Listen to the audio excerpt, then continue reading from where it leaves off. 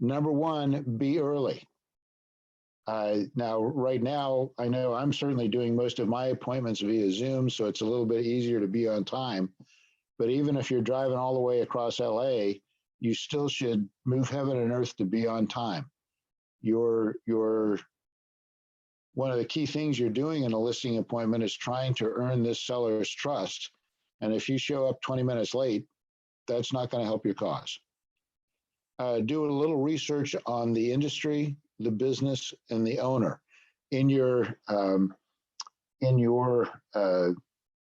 training manual, there's a short memo written by Tony Moran that has some pretty good advice about doing a little bit of research about the industry, the business, and the owner.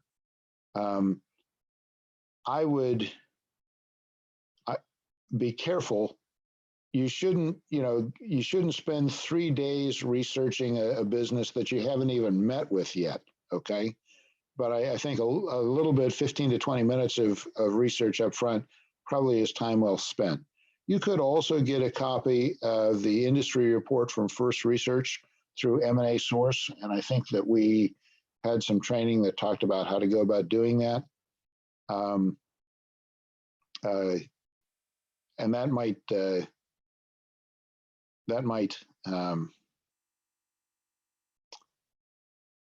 be time well spent. Speaking of that, I have a humorous Army story, and I know everybody loves my humorous Army stories.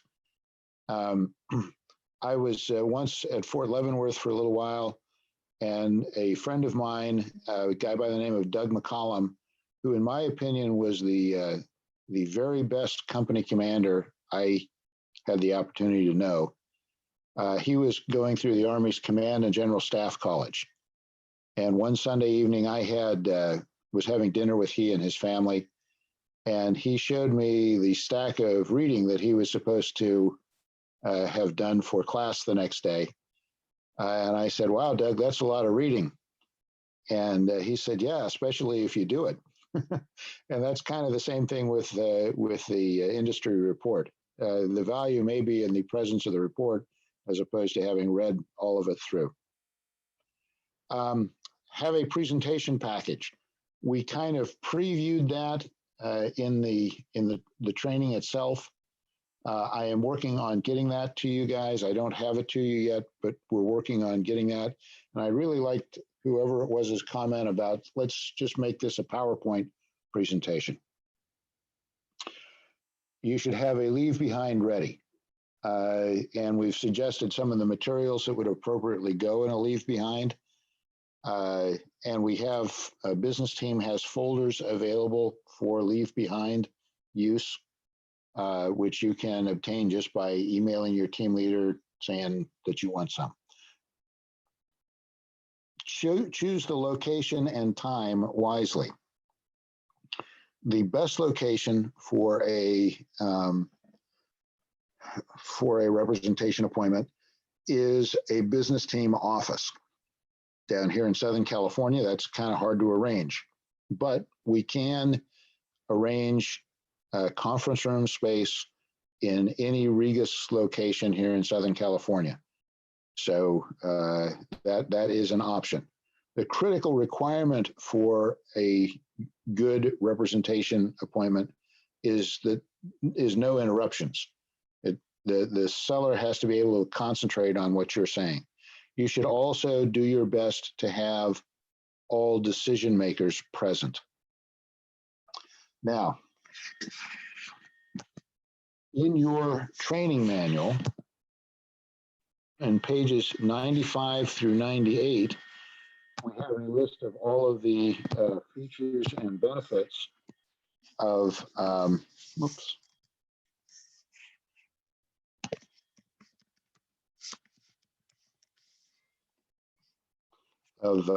business team. So let's go there now.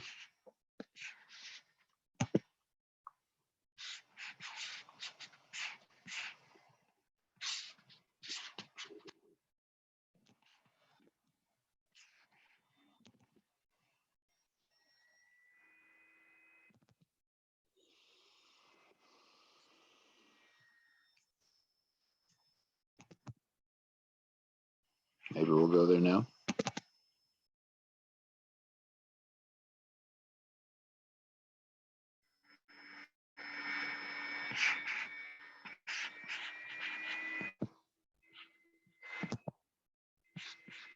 And we'll just review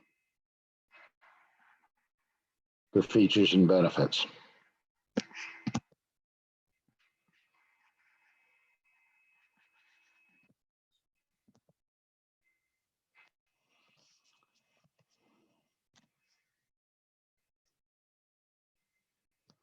Here we'll start a little class participation here. Lauren, would you read this first feature and benefit? Business Team is the largest business broker in the Western US. This means exposure to more buyers for your business. Let's see, Richard in Sacramento, your nom de plume here is Marlene, is that correct? Craig, it's Roy in Sacramento, and Roy, I'm sorry, that's my branch manager and wife. I'm using her Yes. laptop. And number two, Yes, please. we are continuously advertising in over a dozen websites. This provides a constant source of new buyers who would be introduced to your business. Very good. Thank you. Joel, how about you with number 3? We have sold over 7,000 businesses. We have a proven process and the experience to get the job done properly. Keith, how about you for number 4? Jeff, I'm here. Any offers we get on your business will be in writing with a deposit check. Any offer you accept will be binding on the buyer. Paul, could you read number 5, please? We screen our potential buyers. This saves you time, helps protect confidentiality. The buyer will sign a confidentiality agreement. The buyer is more likely to complete the sale. Very good.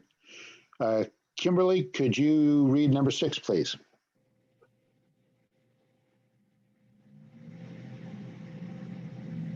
Sorry. We That's use okay. professional business escrow attorneys or business escrow companies. This helps make sure that all the legal requirements are met and you won't have problems later. Very good. Merrill, how about number 7, please? We have, along with business attorneys, developed a set of business brokerage forms. This anticipates and eliminates the problems inherent in real estate forms. Very good. Balraj, could you read number 8, please? Oh, yes, thank you. We represent you and act as a buffer between you and the buyers. This helps ensure the confidentiality of the sale and saves you time. Very good. Bill, could you read number 9, please? Number 9, we 75% of our buyers are first-time buyers. First-time buyers are willing to pay more for goodwill. Absolutely. Good job. Well, Charlene, do you want to read read number 10 for us? Yep. In addition to advertising, we use active marketing with direct mail and telemarketing when appropriate. This gives us access to targeted buyers who would be more suited for a particular type of business. Very good. David, could you read number 11, please?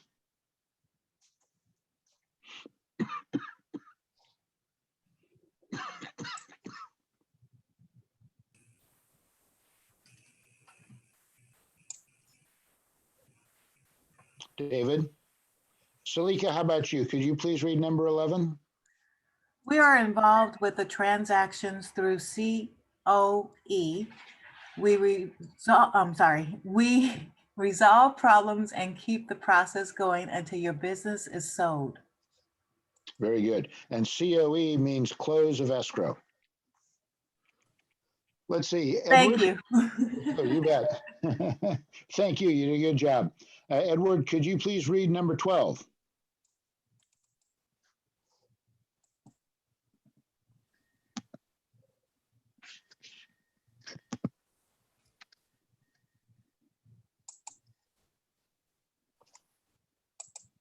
Edward? Okay. It looks like he's unmuted, but I'm not hearing him. Ken, could you read number 12, please?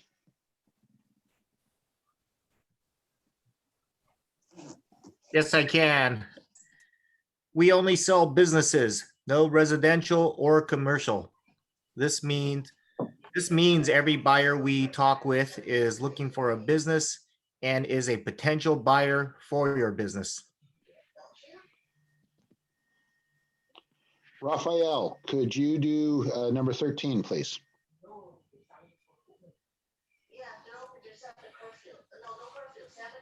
I'm on the road right now.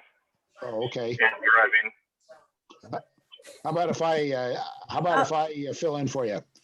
We keep in touch with the buyer after the close of escrow and help with any problems. This means he is more likely to be successful and your note will get paid. Baha, could you read number 14, please? Sure. Our brokers have many different backgrounds: small business ownership, accounting, legal consulting, etc. We have the experience and knowledge to take care of the problems that come up. Roy, would you read number 15, please? We have continuous training. This helps us define potential problems and keep up to date on any changes in the law that would affect your transaction. It means that you will be working with only highly trained experts at business team. Very good. Thanks, Roy. Laura, how about number 16? Sure. All our businesses are packaged. Our associates are aware of all aspects of your business before showing it to a buyer. Your business is presented in a professional manner. Very good. Very good. Let's see, who else has, oops.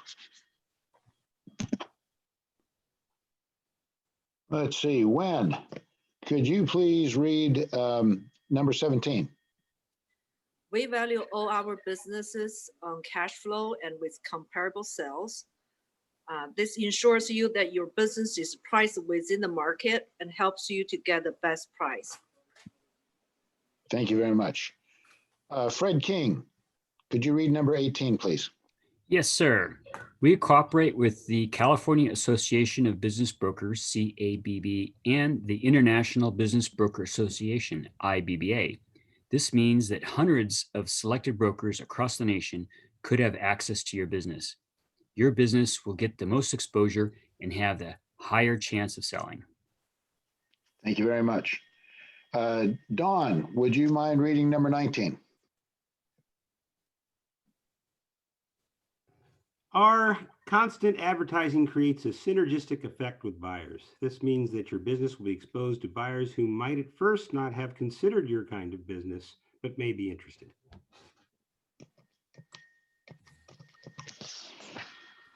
And let's see, Vin, could you read number 20? We follow up with our buyers on your behalf. This protects your bargaining position and will result in a better price and terms for you by keeping the buyer from thinking of you are NSS. Very good.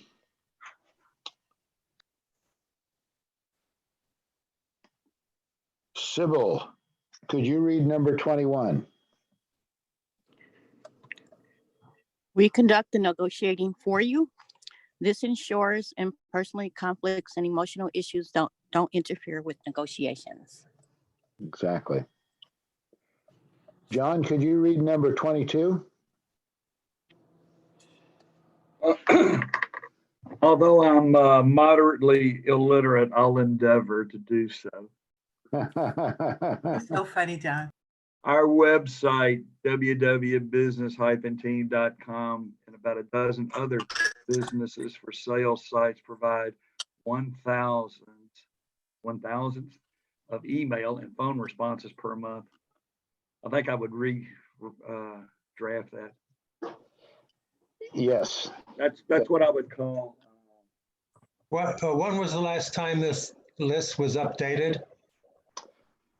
How many years ago or months ago?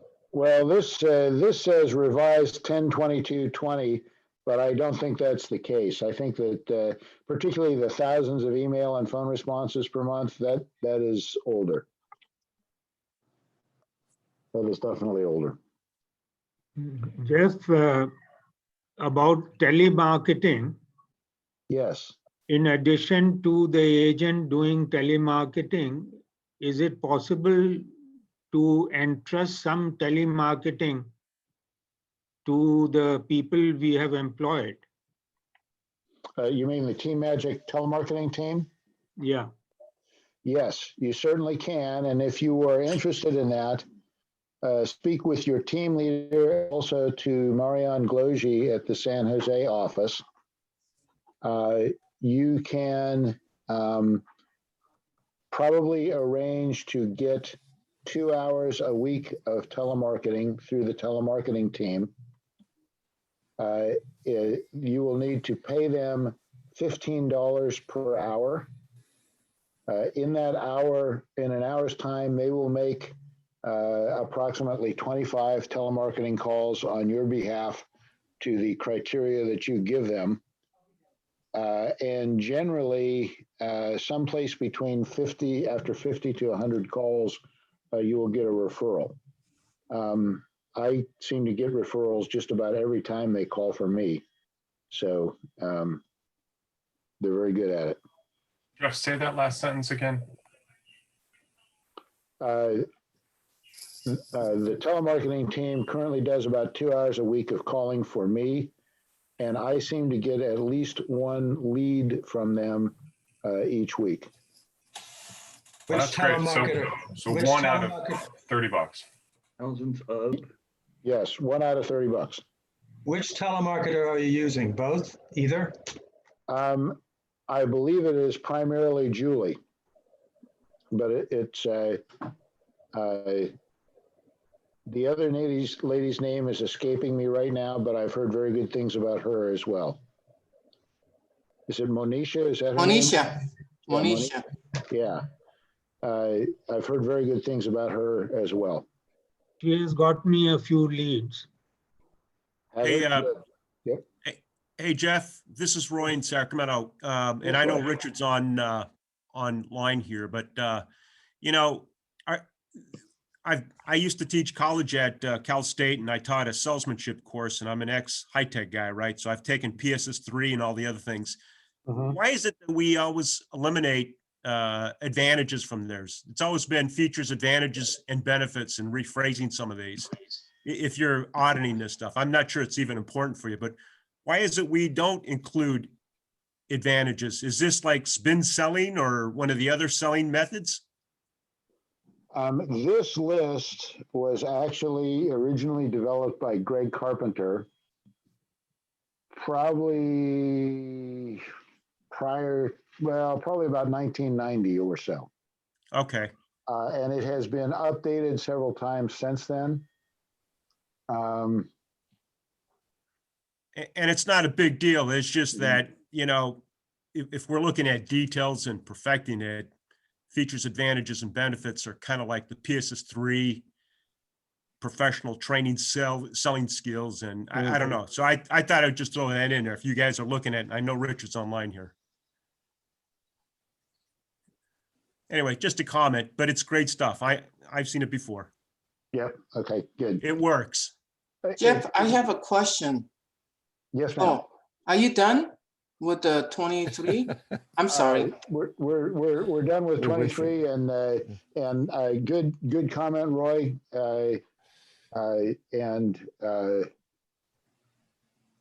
I myself, while I use all of these, I state them somewhat differently myself.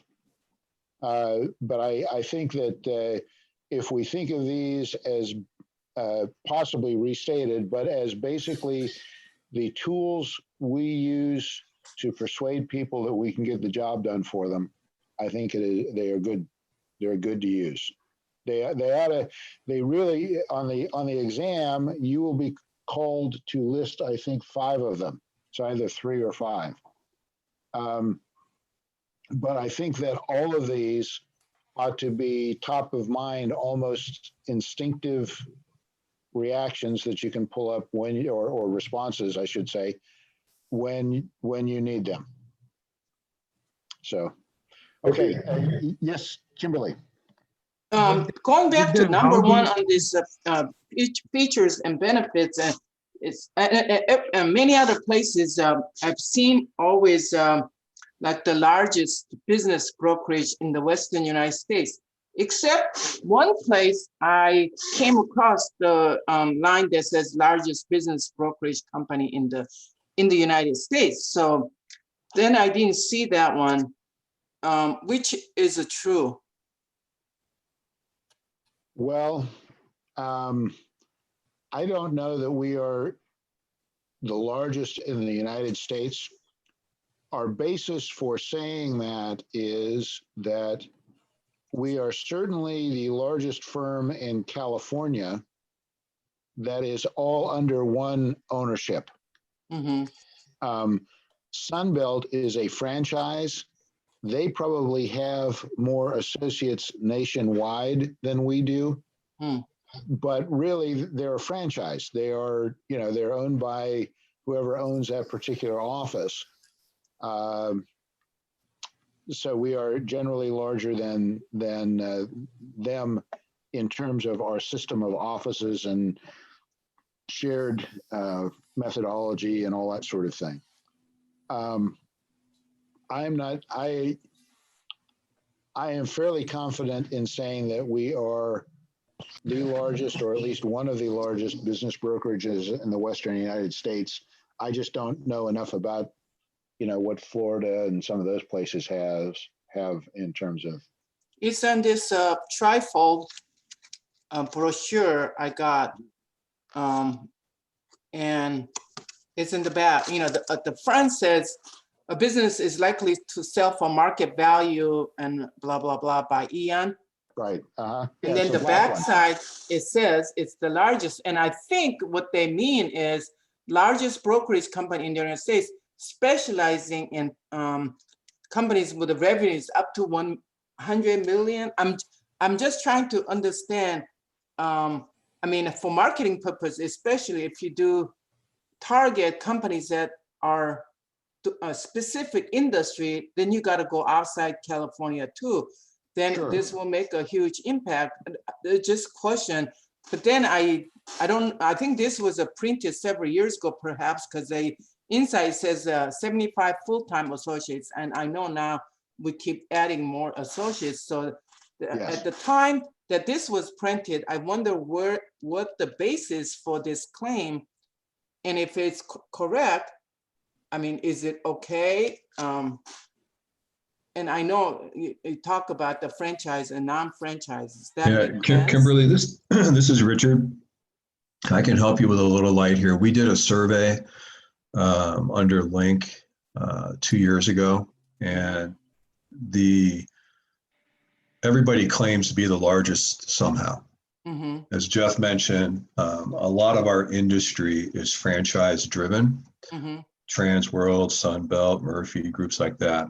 And they claim one of 2 ways, typically the number of brokers and or the number of locations. That's a very common way for them to claim being the largest. Because Link made a claim at one point too about being one of the largest international, blah, blah, blah. So what it came down to for us to be able to have that claim as the world's largest brokerage firm, we did it based on the number of listings. So what we did is we commissioned a third party to go to the various websites. I think there was 10 or 12 websites. And then they went to their websites and collected all of the active listings that they had. And so for Link, that was one method of measurement. So we could honestly say we had more listings as Link than any other organization. You know, that type of thing. So I think what's fair about what Jeff was saying about business team, you know, Ian is a solo owner. He's got 100 brokers roughly. There's 250 some odd listings. That's certainly going to be one of the largest independently owned brokerage firms. And I think you'd be very reasonable to say we're one of the largest independently owned brokerage firms on the West Coast. That would be a very accurate statement. Right, I understand the West Coast. I just want to know, let's say, you know, the particular industry I'm targeting, they're spread out across the country, then this particular, I'm just trying to understand how far I can go with safely, I think, is independently owned brokerage company in the United States. That would make huge difference. That would be good. I just want to know how safe it is to use that. There's no central source to verify. I'm sorry, I cannot hear you. I said there's really not a central source to verify it. Okay. So there's only like two major organizations that could probably get there, which would be the IBBA and possibly CAB or something like that. I think if you just use words like independent, West Coast, largest, most experienced, independently owned, 7,000 businesses, I think the bigger number to focus on is that. Yeah. If you focus on the 7,000 businesses sold, that's going to be your most powerful one and your most accurate one. What about the number of offices in California? Aren't we the largest in terms of?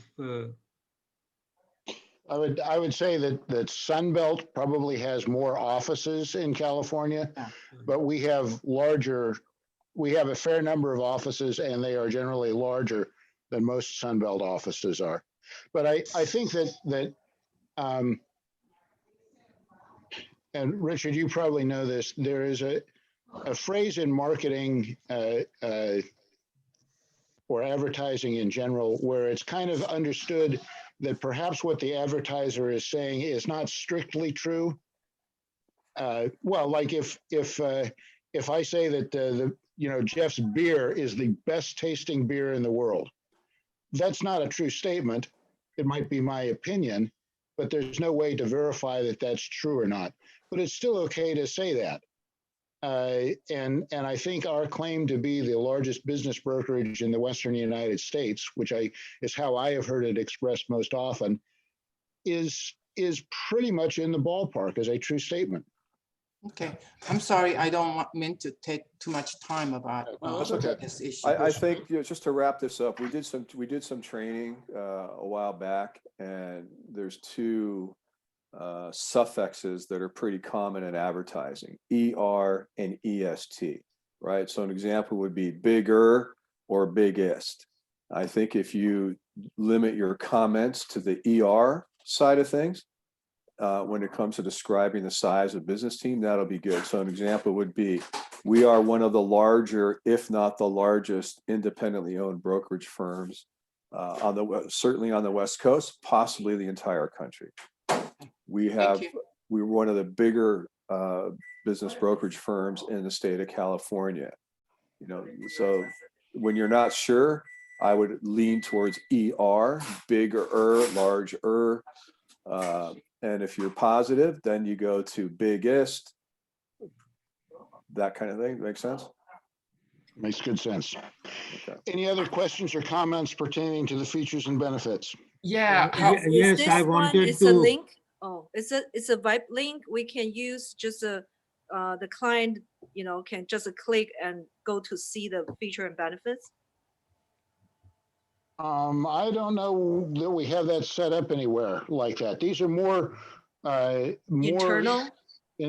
Well, it's not like they're a secret, but they're more like tools that you might use when you are talking to someone, as opposed to just giving them the whole list. In fact, Ian a couple times in a couple places says, don't just rattle off the list. What you want to do is find out what's important to that particular potential client, and then talk about the things that support that. Got it. Right, but you could create a PDF if you really want to send it out and make it a link through a PDF as an Yeah, I can attachment. Right, just pull out a few items. Yeah. Yeah. How do we get the exposure for the listings through the CABB? Well, right now, you almost don't have to worry about that because Debbie Brooks is now responsible for our marketing. And what she does with all listings is she creates a biz buy sell advertisement for them, which automatically passes through biz buy sell into both CAB and IBBA. So they're kind of automatically marketed on the CAB and IBBA websites as well. Joel, did you have a question? I was just gonna ask, I mean, are we one of the older brokerage firms? Not as far as age of people, but as long as our firm has been around? Well, we have been around since 1981. Okay. So we've been around for a while. But Joel, if you look at this video, I think we qualify on both. Yeah. We're the oldest and older. I'm going to tell Ian you said that. Well, he's evidence of. Yeah, right. Yeah. He's, Yeah. I think almost everybody, probably 80% of the group here has an AARP card. Yeah. Well, my mentor, John Middlestead, used to comment that in his experience, business brokerage was a gray hair or no hair business. And that, that age on you gave you additional credibility. So it's probably a good thing. Middlestead was a good example in terms of no hair. No hair, that's right. And in fact, he's been shaving it the last few years, so he's really no hair. Okay, now let's talk about some other objections that you might get. Probably more frequently, you get these while you're in a listing appointment as opposed to while you're telemarketing on the phone. First, the most productive way to handle an objection is to acknowledge it, usually by paraphrasing. So just as a real high example, the seller might say, "Boy, I'm having a hard time with your fee," and you could acknowledge that by saying, "Oh, you're feeling that our fee is a little bit on the high side." So you've kind of paraphrased what the owner has said. Now, one objection that we get fairly frequently in listing appointments is, "I only want to list for 3 months." Just a little bit of your own psychology for a second. The fact of the matter is that businesses almost never sell in a 3-month time period. It's hard to get them packaged and get through the escrow process in 3 months.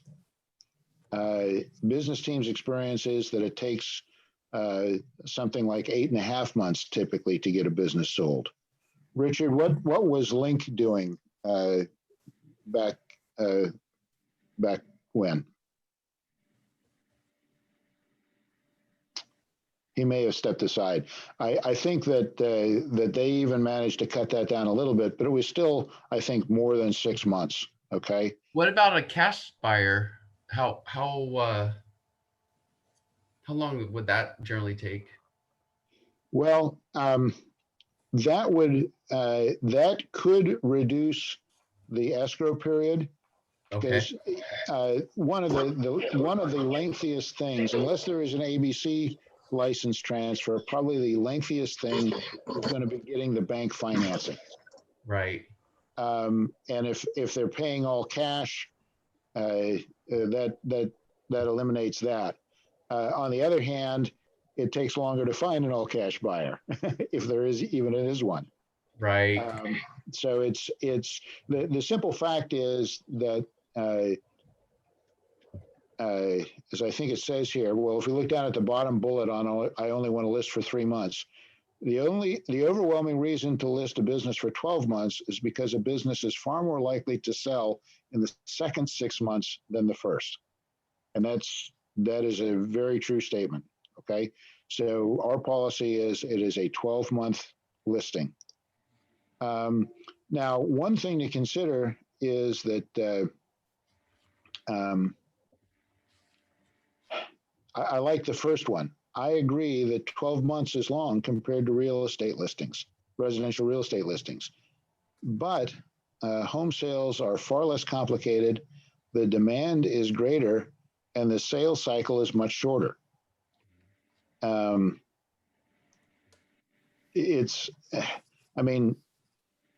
Selling real estate is not a piece of cake, but at least there's a lot of buyers for it and a lot of lenders and all that sort of thing. One thing that you can do is you can show them a typical business sale timeline that's in the presentation package. You can show them a transaction schedule, which shows all the stuff that has to occur after there is a signed both ways offer. You can show the owner a marketing package that you've perhaps prepared for another listing so that they get an idea of the level of work and detail that you're going to go through for their listing. Okay, the next typical objection. I have a question, Jeff, regarding the commission. Yes. How do we stand in comparison to other large brokerage companies? Because one objection I have received recently is that a large brokerage company is giving a double layman starting from 8%, not 10%, the first 1 million. Well, the way that I have always characterized our services is that our fee is on the high side of the market. That 12% is for a business priced under $1 million is, there are other brokers who do that too, but that is definitely on the high side. I think that most firms, most of our competitors probably sell for 10%. But personally, I feel that we are absolutely worth the somewhat higher fee because of our size, because of the marketing reach that gives us, because of the commonality of training that we have, and all that sort of thing. Well, and actually the main reason for that is my friend Don Baum. He in fact increases the value of our services all on his own, isn't it? I know you're kind of shy, Don, but isn't that true? He's probably too shy to respond. He does. Yeah, he does. Yeah. Instead of for the first million on a engagement agreement where it's 10% and then the second million is 8, it's the first 2 million. It's at 10%. So he increases it. Yeah. So it's so the bottom line, Balraj, we're on the high side of the market, but we are still within the market. Okay. So the 12% is too high. A possible response is something to the effect that, commissions for business sales are generally substantially higher than residential real estate.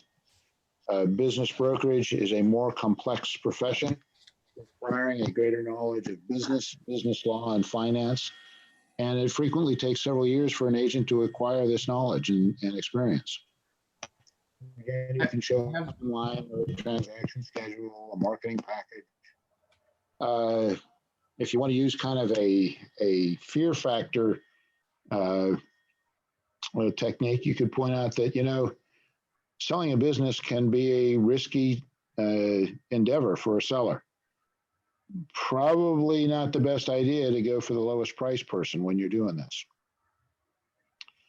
A business brokerage firm that is large and has been established for a number of years we'll have a very large number of qualified buyers, and we'll have the greatest probability of getting the business sold at the best price and terms. Largest market reach. Explain how buyers are developed. The more buyers equals better and quicker sale. And our market reach is based on the number of listings that we have and the number of websites that we advertise them on.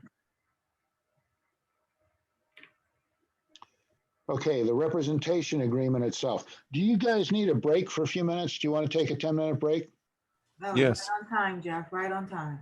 Okay, I have 10:25. Let's be back at 10:35.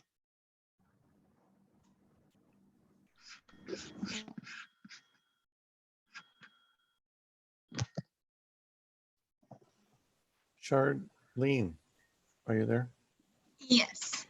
Charlene, I actually sent your CBR that you did for VentureX to the franchisor. The regional manager and vice president, because he has a person for us, and he says this is better than anything the franchise has ever done.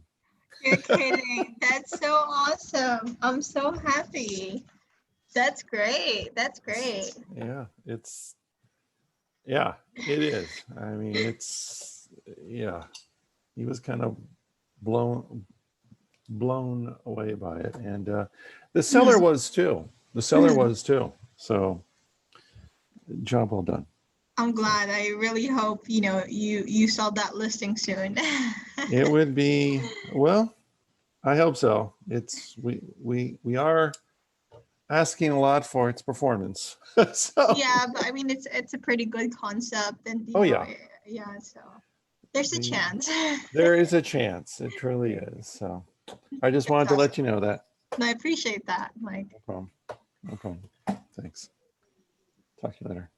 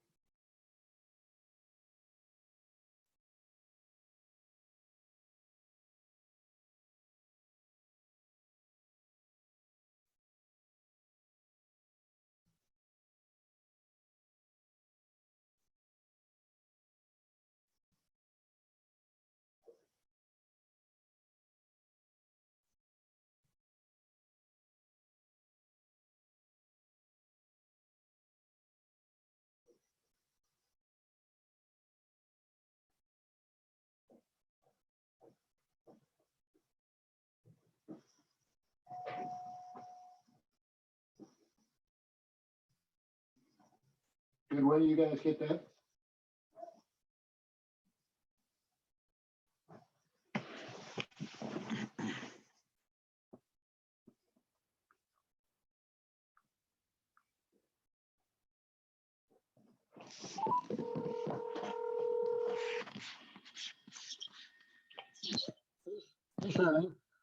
Was just wondering if you had had a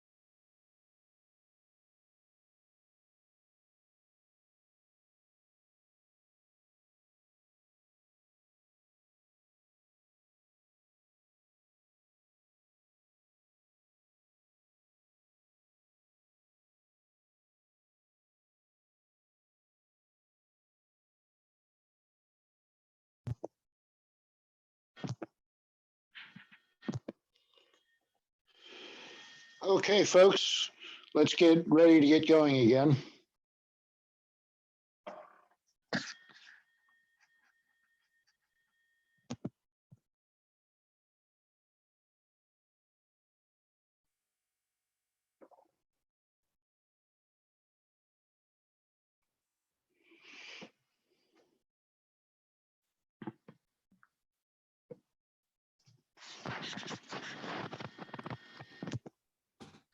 Jeff, may I ask you a question? Have you come across this brokerage firm by the name of Generational Equity? I think I have.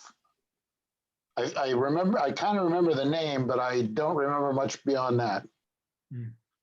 They are charging 8% and down. This,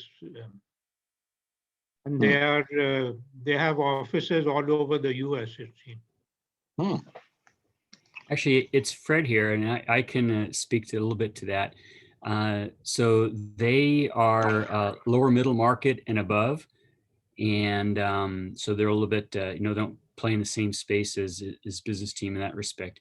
And they do charge an upfront fee. I think it's $40,000 or $50,000 just to get started. And so while their commission might be less, the business owner is expected to put out, literally tens of thousands of dollars right off the bat. So again, a seller in that position is probably a larger business than we typically would target. And then I wonder if they're like there are some firms who mostly seem to make their money doing a evaluation and putting together basically a CBR type thing, but then leave the actual selling of the business largely to the seller. And they typically charge like $50,000 upfront for their, for preparing the CBR and such. No, Generation wouldn't do that. They're definitely involved with the whole process, but they have what's called an auction process. And so the typical buyers are going to be private equity firms that and they would Generation would put the package together and market to the private equity firms, and the private equity firms would then participate in an auction process. Gotcha. Interesting. Yeah, I highly recommend. I learned a lot. I was able to convince them to allow me to go one of their seminars, which is a little bit exclusive. You have to, pretend you're a business owner, and so. But I learned a lot by going through the process, and I just did that maybe 3 or 4 months ago, and I learned a lot. So, if anyone's out there that can convince them that they're a business owner, the seminar is free, and it includes a free breakfast and free lunch. Outstanding. Outstanding. Okay, let's get started again. We'll assume that everybody is here. Can you still see the screen where it's talking about the representation agreement? Yes. Okay, good. So I want to quote a couple of key points to you. Paragraph 7 of our representation agreement states that the seller grants to broker the sole and exclusive right to dispose of the business. Paragraph 8 says the term of this agreement is for an initial period of 12 months from the date of acceptance and will automatically extend for an additional 12 months unless seller notifies broker in writing 30 days prior to the expiration of the initial 12-month period that the seller does not wish to extend. It further says seller agrees to pay broker a fee in the amount of $15,000 or 12%, or refer to the attached fee schedule, of the listing price or actual selling price, whichever is greater, regardless of the amount, terms, and conditions accepted by the seller upon any disposition during the period of the agreement and any extension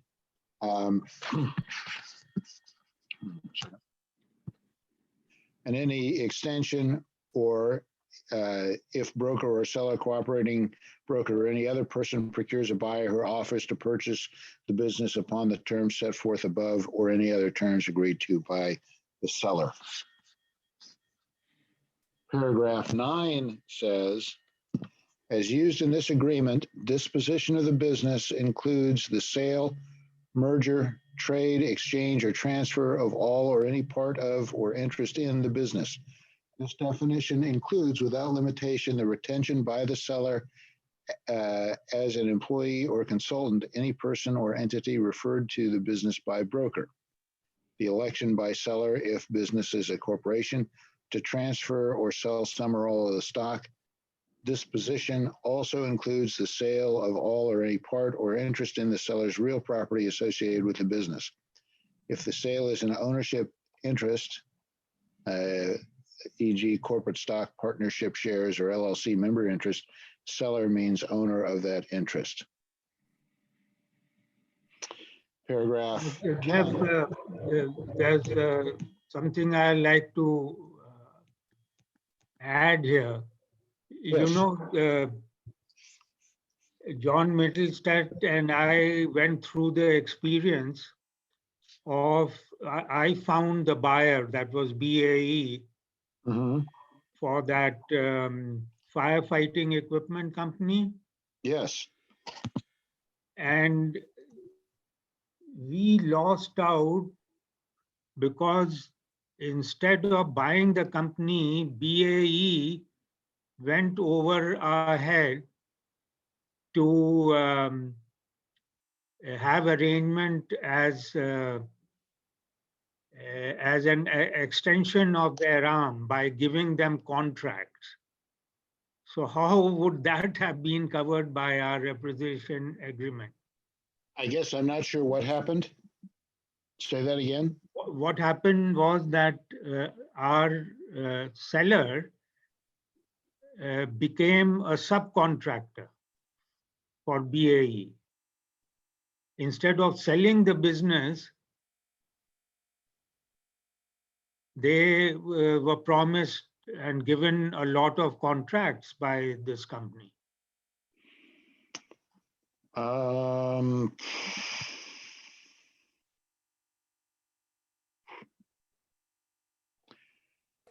And you were not able to collect a fee based on that. Was there a change of ownership?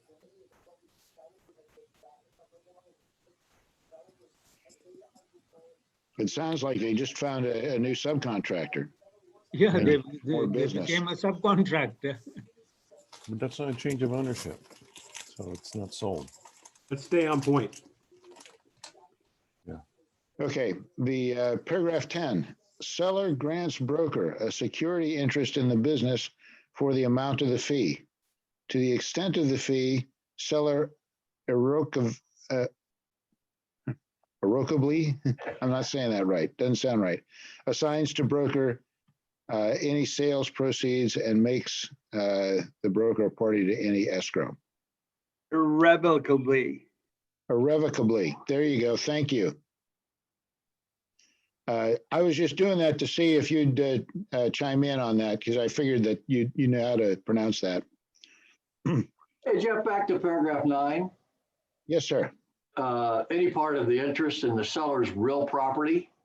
Yes. Can you give me an example of real property associated with the business? In other words, fixtures and things, I mean, that become part of the tenants or the landlord's property, but real property normally means like real estate and Well, I would say, yeah, that it's real estate, that it is, and the situation I think this would apply to is where the owner of the business also owns the real estate. Okay. So our listing agreement includes the real estate by this paragraph without a separate agreement for that purpose. Richard, you want to chime in there? I would not rely on that. Typically, well, I know on the offer side, we're in this right now. We have one offer for the business, and tied to that, we have an offer for the real estate. So I would set up I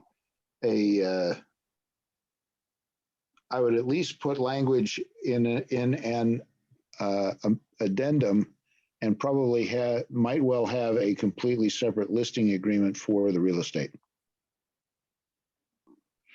But I'd appreciate anyone else's comments on that. Hey, yeah, Jeff, this is Roy in Sacramento. I've written something like this and I was hoping that I did it right. It was a listing with BTI on the business and then a listing on the commercial real estate because the business owned it on a car form and created two separate listings. Now, I'm curious, like Don, how do you do this? That would be an excellent technique. Again, Okay, let's talk. I want to bring back, what are we here for? We're talking, this is training. You establish trust with a client. He will list the business in our business agreement if we continue to use Exhibit A, which Jeff, I'm sure you fixed and correct Ian's ill way. That has a provision in there for you to make a sweet real estate commission. On larger buildings, do expect that to get cut down from 6%. But nonetheless, I then follow it up with a car form. We have access to these forms through your team leader. But you're in a if you haven't done a commercial real estate deal, I would highly advise you associate with a team leader or somebody who has. It is a slippery slope of custom and practice to each county and a lot of different disclosures and active obligations. Thank you, Don. Thanks, Don. Without looking at the representation agreement itself, does the representation agreement say that this includes any interest in the seller's real property? Well, it says what it says in paragraph 9 there. That is the only mention of real property in the business team representation agreement. Okay. I just wonder Yeah, if the Bill- seller would Bill, object if if he really had some other idea about the real property being sold or retained or whatever. I would just think that I would think that the real property would always be separate paperwork, kind of a separate idea. And you wouldn't want any language that would make it unclear that when he signed something, he was also giving you a listing for his real estate. I don't think that's what it says. I believe it's giving the business team the right. The seller is including his real property as collateral towards business team's fee. Are we talking about paragraph 9? Correct. I don't think that's the case at all. I'm sorry to disagree. I think it's just saying if it's, let's say it's a restaurant, they also own the business, I mean, a building, that you get the listing on both the restaurant business as well as the selling the building. Or take, for example, hotel.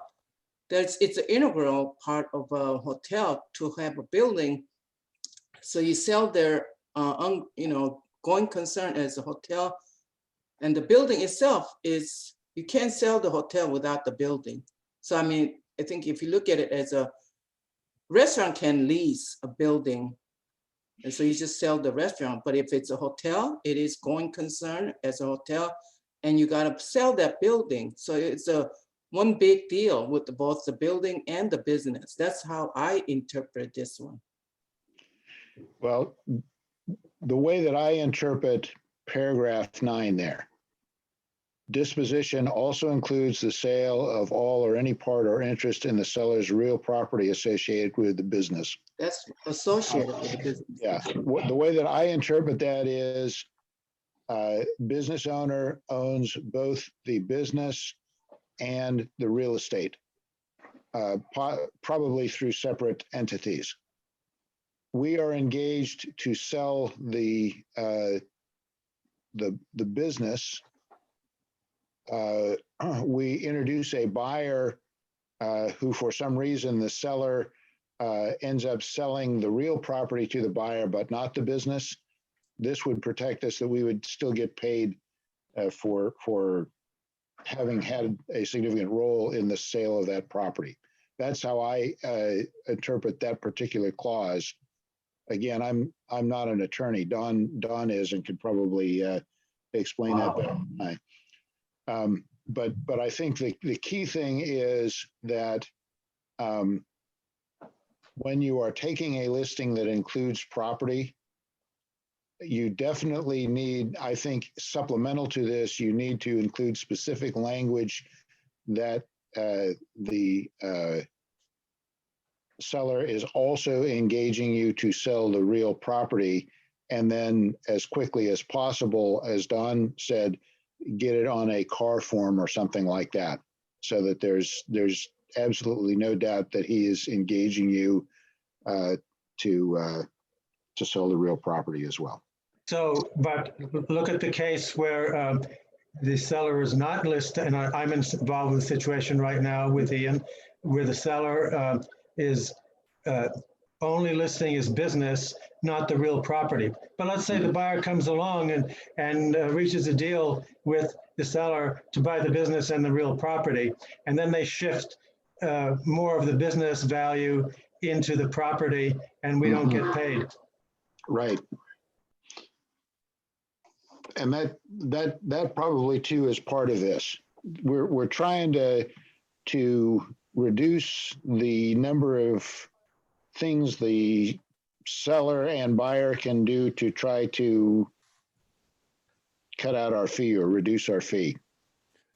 Jeff, I want to comment on that last bit about moving the commission to property. Most buyers won't go along with that because that permanently raises their taxes on the land. And so sure, a short-term gain for the seller does not help the buyer in the long term. I guess my question goes to your actual experience in signing listing agreements. How do buyers typically call this particular provision out, and those that own the real estate, would they have, and as a team leader, Jeff, would you object to striking that out so there's no ambiguity that you're not including the building, if that's the case? In this agreement, you'd have a separate agreement for that if you got one. I gave my interpretation of this specific, my interpretation of that one sentence, the one that deals with real property. And I view that as kind of the coincidental sale of the real property as opposed to the sale of the business. But if I were deliberately, if I was deliberately being engaged to sell the real property, I would want to fortify that a lot more than this. I think totally agree, Jeff. Best practices is we have access to the car forms. Check them out if you want to. If again, talk to your team leader if you have an issue. But I would say, if they want to sell the real estate or are willing, it's usually a separate entity. I mean, a really sophisticated seller is going to have two different entities for a sale leaseback tax advantages. Anyway, talk to your team leader. You can use the car form. We have the AIR forms and other things as well, if preferred. Do realize you're in a host of different disclosure obligations that the BTI group as a brokerage is not the most experienced. Yeah, I was going to say, as a broker, that's a different skill set, and it's a different credential, basically, selling commercial real estate than selling a business. And so just lumping it all together matter-of-factly in that one little phrase just raises a question in my mind. Yeah. And Bill, hey, I think Jeff's point earlier and the other team leader, we're a team. I used to be the assistant general counsel of Marcus and Millichap, so I've sold a few pieces of real estate. Happy to help anybody who gets into that and just wants to even throw my resume in to get a listing. That's part of, I've used that all the time. Jeff's been on my team, Michael's been on our team. We make presentations based on strengths. Well, thanks for that, Don. Appreciate the offer.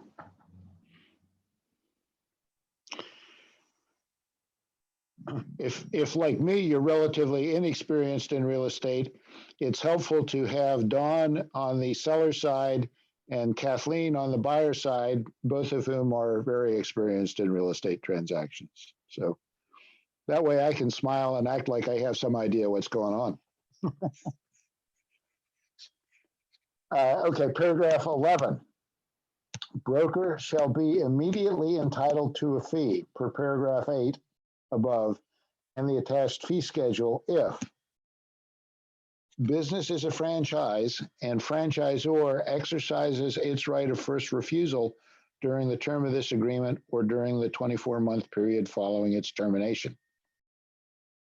Or if the seller or any other person acting on behalf of the seller enters into a contract of sale, accepts a deposit, opens an escrow, or records notice of intent to sell business within 24 months from the termination date of this agreement to any person or entity referred to the business by broker or to any person or entity to whom broker furnished information about the business. So that both protects us from the franchisor's first right of refusal and gives us a 24-month tail on our agreement to protect us if it's sold to someone that we introduced to it. And this further highlights the necessity of making sure that we have a confidentiality agreement in place and that we save that and get that to the listing agent. Okay, and then a final comment on the rep agreement. It is never okay to take an open listing. As you guys remember from Real Estate 101, with a sole and exclusive right to sell, we get paid if that business sells during the representation period. With an open listing, we only get paid if we actually bring the buyer. We personally bring the buyer. And that's just to, that's not good business. That's a waste of energy. Okay, additions to the representation agreement.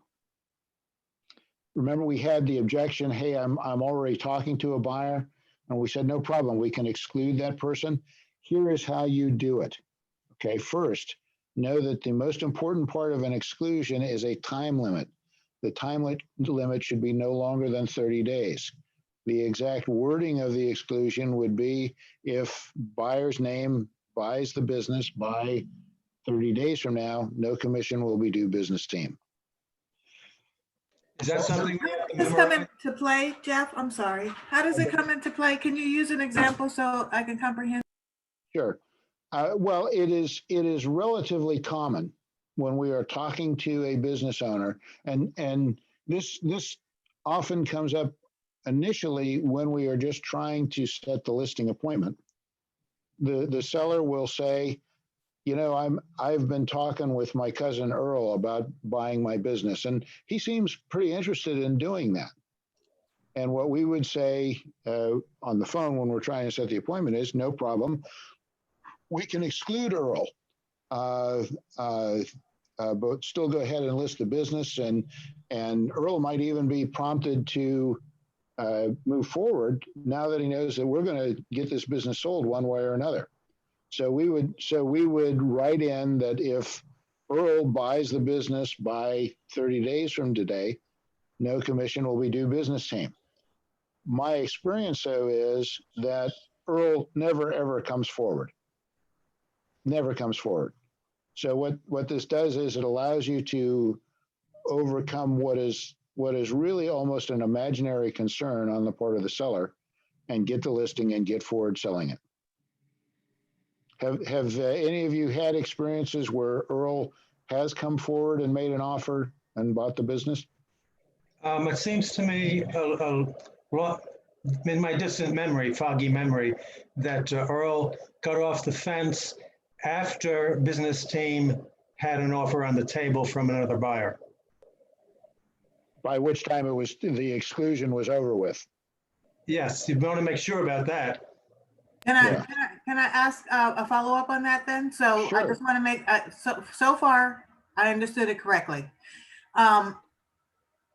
So after the 30 days, does Earl's, if he buys it, do we get the commission as well after the 30 days? Okay, yes, I just wanted to make sure I understood that correctly. Yeah, the buyer is only excluded for a period of 30 days. And our rationale is that after the 30 days, we've probably got the package listed, the business packaged, and we are starting to advertise it and market it. And you could make a solid case at that point that the only reason Earl ever got off the fence and did something was because of our actions. So we caused the sale. But in reality, Earl almost never comes forward. Because it's more of a, if you walked up to 100 people on the street and said, would you like to own your own business? A fair number of them are going to say yes. Probably the majority of them would say, yeah, I'd love to be my own boss. Now, the number of those folks who would really do what would be necessary to become their own boss is very small. So when the seller is talking to some guy who the extent of their commitment so far is say, yeah, I might be interested in buying your business. The seller takes that as almost a done sale. But what we know is that's probably somebody who's not all that interested to begin with. Thank you. And there are instances where, which I've had in another agent, where the seller brings the buyer to business team and closes the deal. And we get paid. Yep.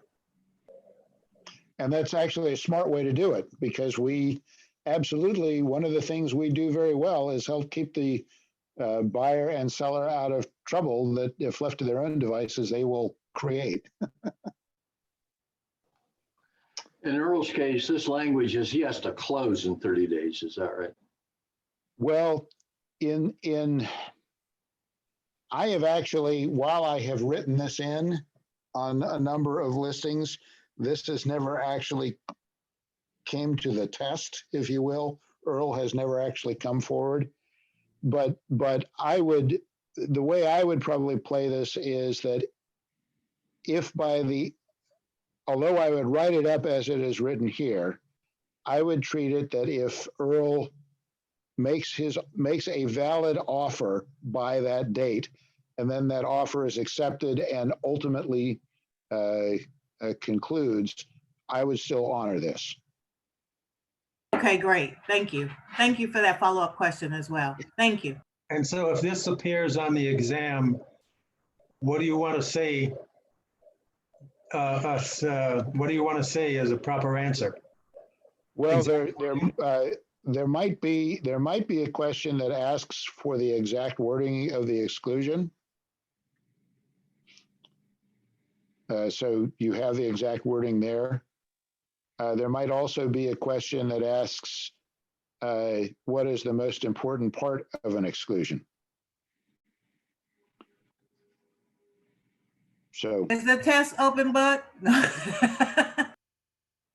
Well, actually, it's you guys are going to be taking it at home, and that I have a question for you.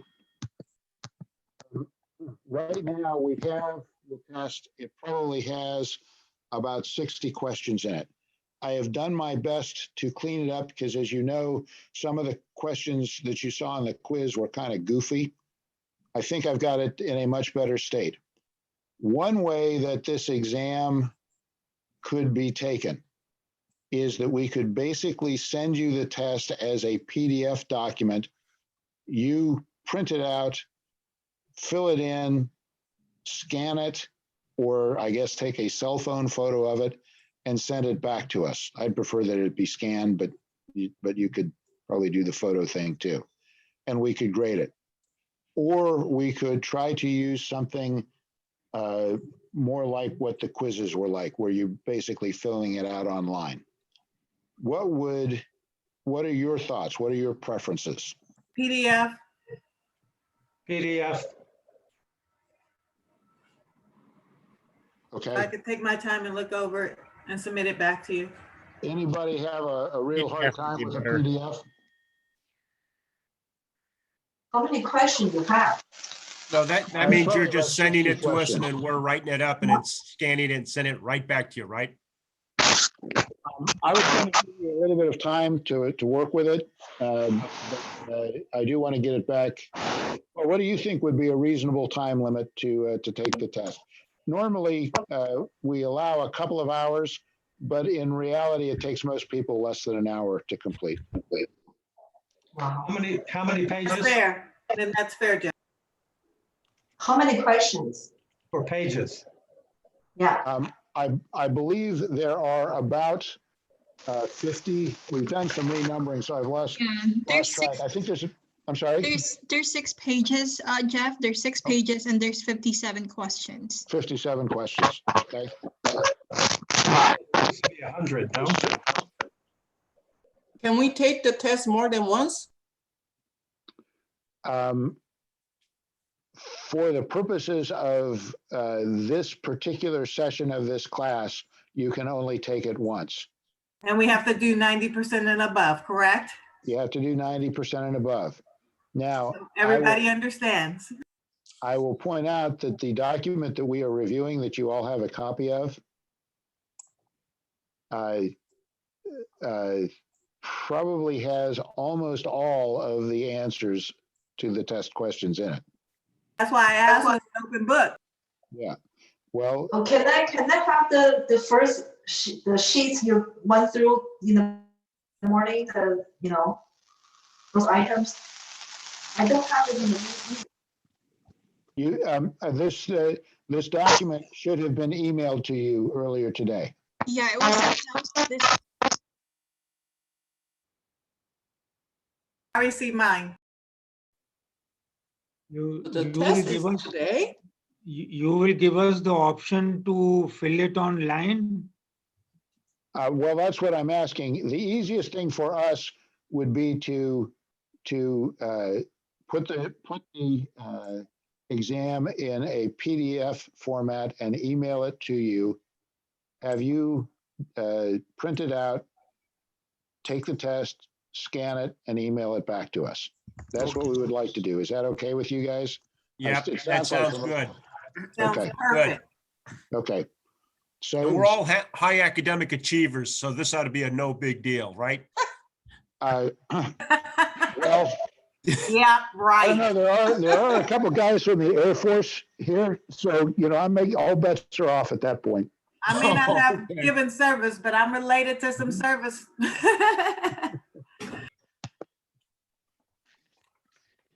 Gotta give the Air Force a hard time, despite loving them. Okay, Why, so 'cause of the cream of the crop? okay, I'm not sure that we covered this, so I'm just going to say it again. We talked about excluding buyers, bankruptcy. Okay, the situation can arise that if the seller sells his business, the court may actually take the entire proceeds and disperse it to our creditors, which would leave us high and dry and not being paid a commission.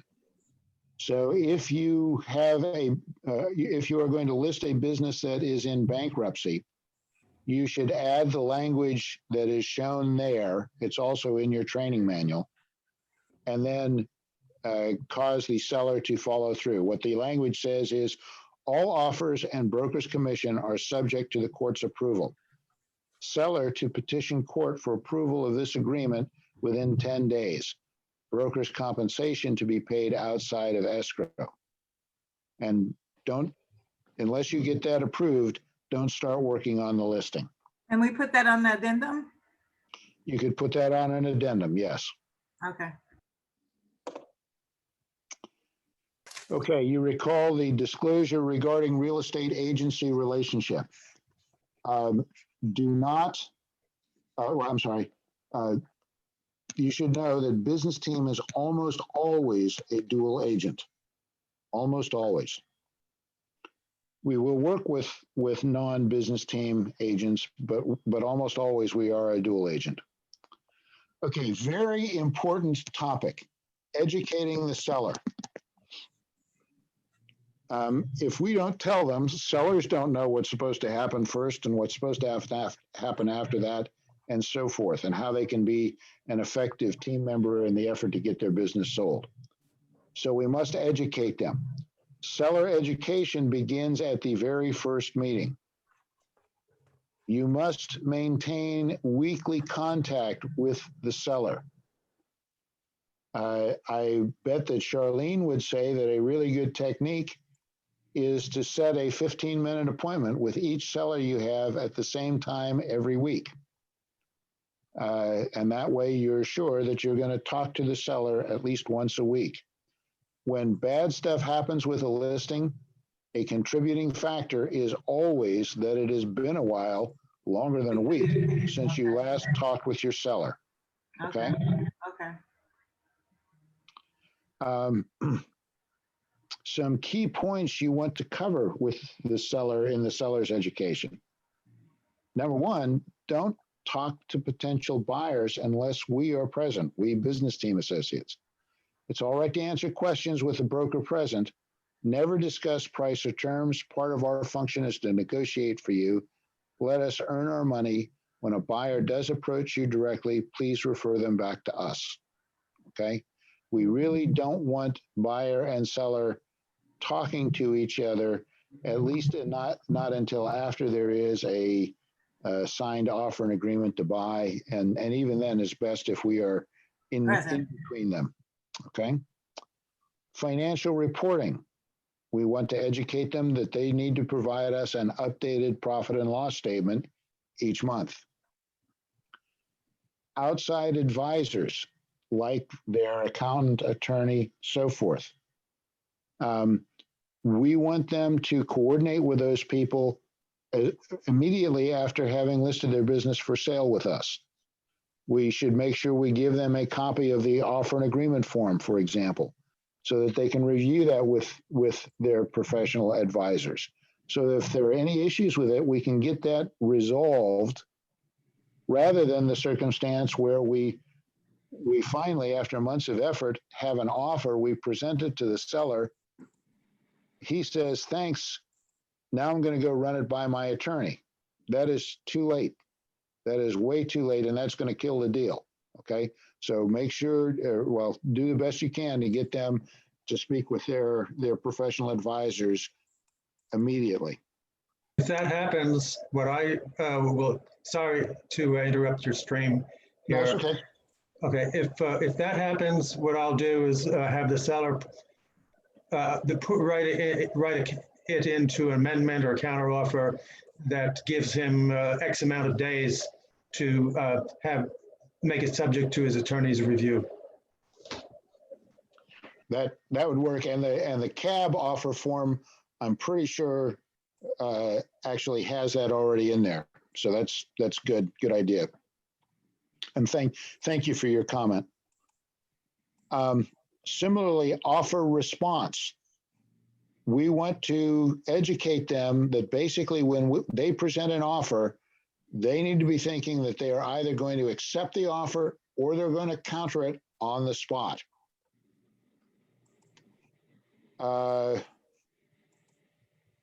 It's a good idea to talk through the structure of the offer and agreement to buy so that they understand what that form says. They need to understand the process of verification of business performance. And they need to understand that we're going to have to get the lease assigned or a new lease written.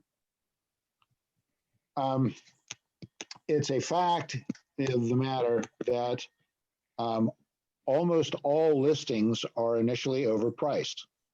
Buyers always want a higher price for their business than the market will bear. A big part of our job is to get the seller to offer the business at a realistic price. Here are some ways to convince the seller to do so.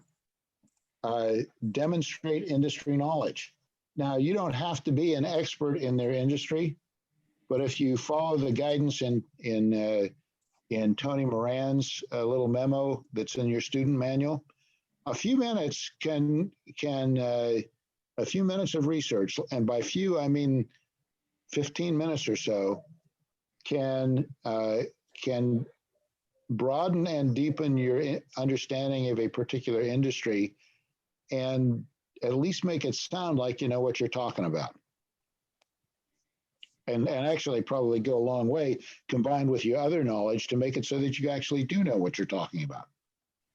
It's also a good idea if you're not sure to involve your team leader and or another one of our colleagues who does know more about that industry. And you'll find that somebody knows about just about every industry.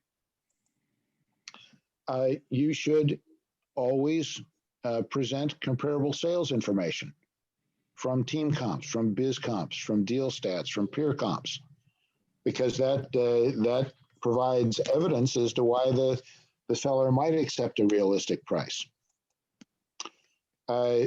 Always try to get SBA approvals for your listings. If you get an approval, that's great. That kind of validates the thing. If an SBA lender is not willing to grant a pre-approval, well, that's a sign that maybe it is overpriced, and you can use that to your advantage with the seller. Get marketability summaries when you present at staff meetings, then discuss them with the seller. Use your team leader / manager. And also have available and remind the seller of all previous offers they've received. Lori Cole recently had a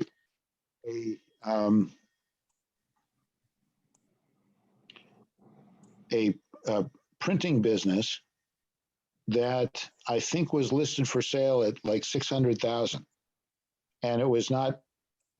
That was an inflated price, and the seller received more than one very valid offer for 300,000, and the seller still owns the business, even though he received some direct market evidence that the price that the market would bear for this is probably about 300,000. Okay,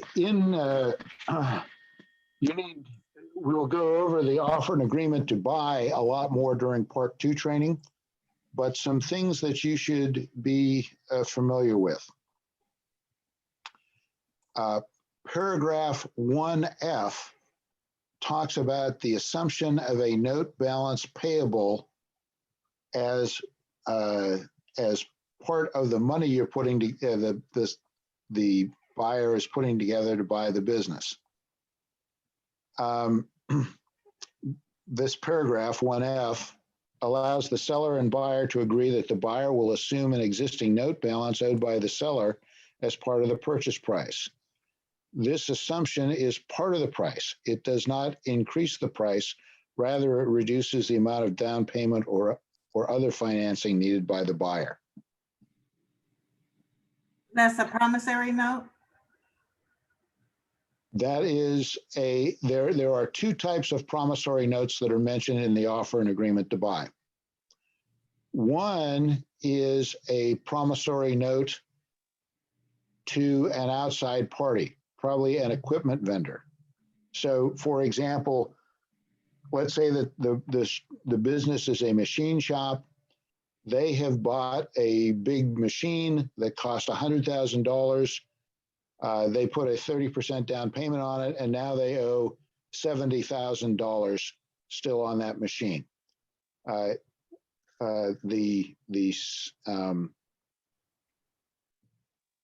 of the setup of the deal, let's say the price was going to be $500,000, that by assuming that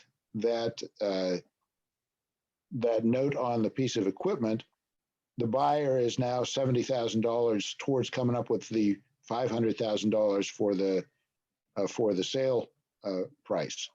So maybe he puts another $100,000 in, and then only has to come up with an SBA loan of, would that be $330,000? If my math is right. The second type of promissory note that is mentioned in the purchase agreement is where the seller accepts a promissory note from the buyer, who agrees to make monthly payments to, this is seller financing, okay? And that's what paragraph, so 1F deals with these existing notes that perhaps the buyer can assume. And 1G talks about a note that the buyer would write to the seller for the balance of the purchase price. I want to note here that I want to note the specific language in paragraph 1G that talks about the promissory note to the seller. It says, note to be assumable with note holder's consent, which may not be unreasonably withheld and may be subordinate to an institutional lender's note. So what that means is that if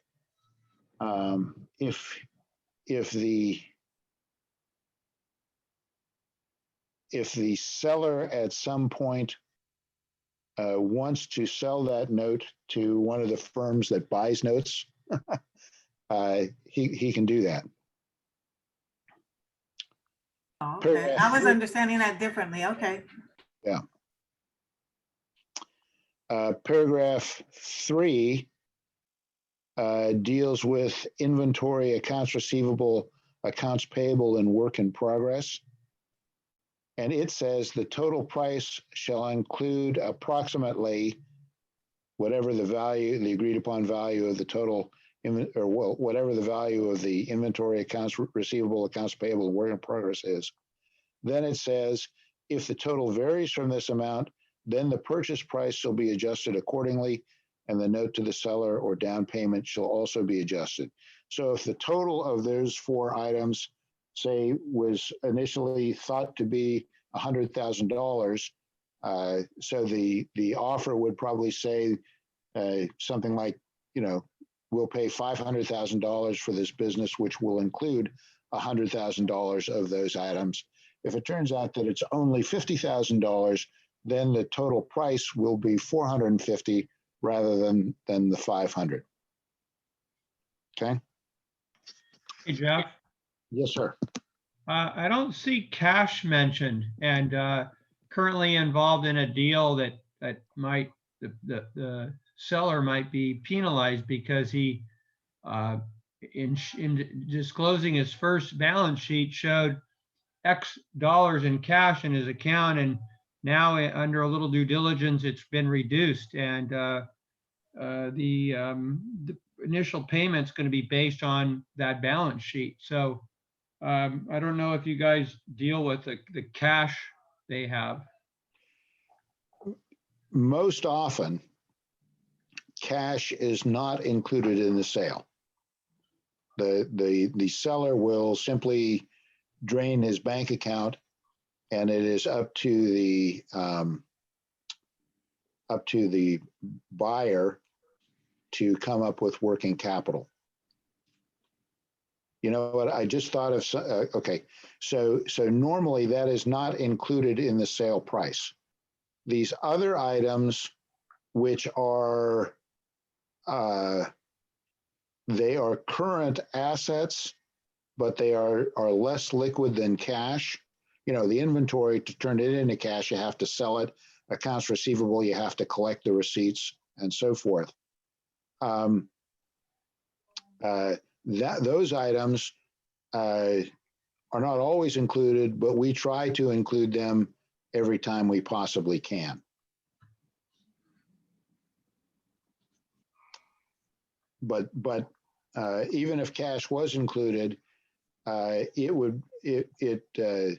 you do have to accommodate that there may be more or less cash than what was initially agreed upon. Just Now, because again, that's a stock sell? That's not an asset sell, am I correct? Because an asset sell, the cash is not going to be included in that. We, generally speaking, neither asset nor stock sales include the cash that is on the balance sheet.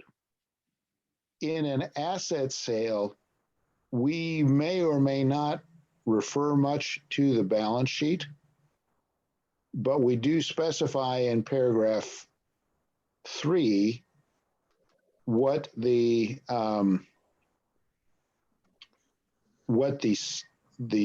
buyer's intention is as to the amounts of inventory, accounts receivable, account payable, and work in progress will be included in the sale price. In a stock sale, a critical document to attach to the stock purchase agreement is an adjusted balance sheet that reflects the parties' intentions regarding the different assets and liabilities on the balance sheet. So it's kind of an expanded thing. So this paragraph 3 does deal with an asset purchase. With a stock purchase, it'll be there too, but it will be more extensive because there will be other balance sheet items that are considered. On the business team asset purchase form, the first paragraph before any of the numbered paragraphs itemizes what's included in the asset purchase and then ends with, then excludes, but unless otherwise specified, bank accounts, cash deposits, etc. Exactly. And that can be otherwise specified, but 99 times out of 100, it's exactly as you just described, Roy. Then it just stays that way. Jeff, I have a question. I never encountered like a note payable to be carried by a buyer. So when the seller does have this kind of a note payable, how we as a broker able to identify and find out if that's even assumable or not in the beginning of the, even before the listing agreement signed? Well, if you look at the information required to package your listing for sale form, one of the items under financials is notes to be assumed by the buyer. Okay. And what that would be, like in the example with the machine shop and the big machine, right?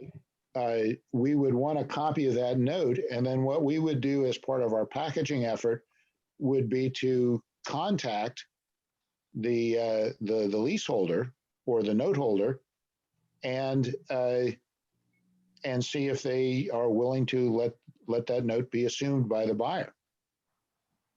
So from your experience, is the seller even willingly to let you contact their,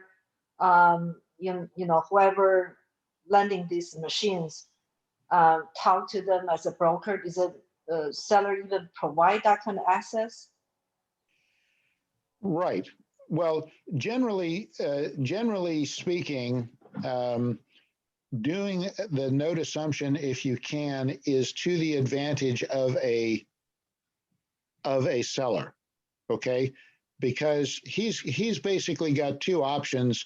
Let's use that scenario where the price of the business is $500,000, and he has a $70,000 note outstanding to the equipment vendor from who he bought this $100,000 machine, right?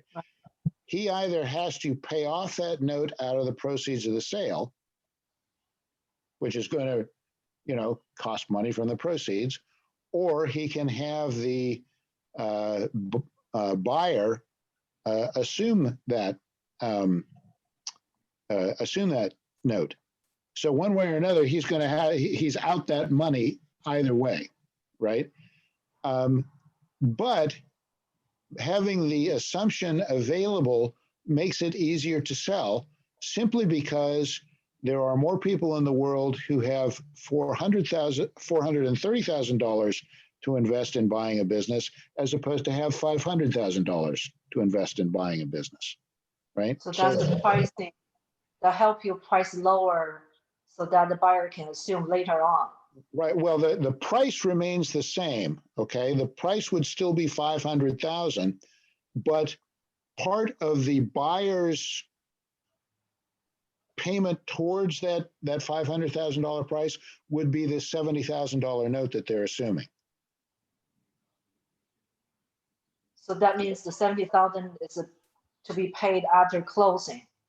That's right. The buyer will assume that note and start making the monthly payments. So in effect, that's $70,000 already in place for the buyer. Got it. So it's generally a good thing on all sides. Now, one thing that I wanted to mention, business team in our representation agreement, and also there's an aspect of this on the business fact sheet, and in our offer an agreement to buy, we push including inventory, accounts receivable, accounts payable, which will be a negative number, and work in progress in the purchase price. Okay. So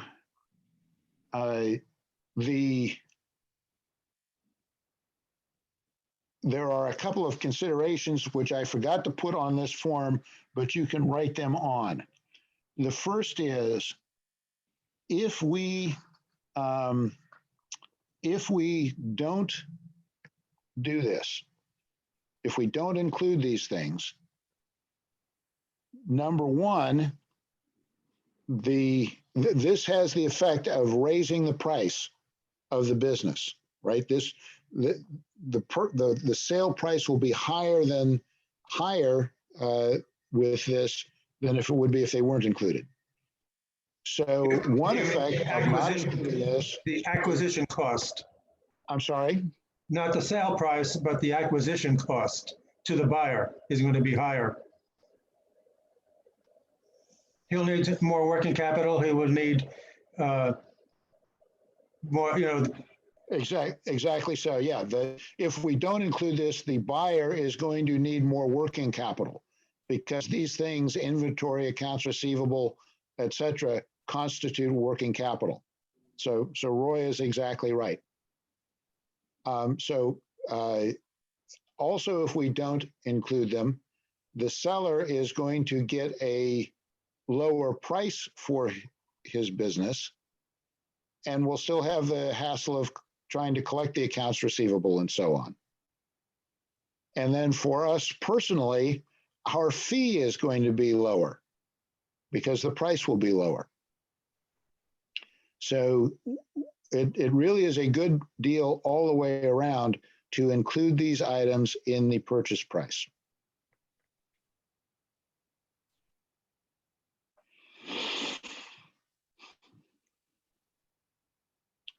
Okay. We'll answer the question on the assumption of these notes. Yes. Is the seller being released at that time? That depends on the note holder. May well be. That would be the objective, is to get him released, but it might end up being like the assumption of a real estate lease where frequently the seller is still on the hook, at least for the remainder of the first lease term. Right, I understand with the lease. I'm referring to these capital leases. Is it generally that the seller is going to be released? My experience is he generally is, but that isn't always the case, which is why we get upfront when we're packaging, we get those leases and coordinate with the lessor. Okay, so in the event that he was not being released and the buyer defaults on the note, then I assume the seller can go in and take the equipment, but can he go in and take over the whole business for default?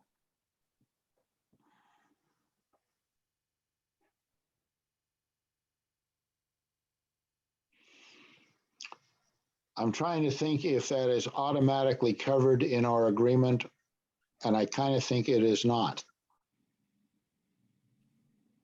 which may require another paragraph. What is the, I didn't catch what's the question? What's John's question?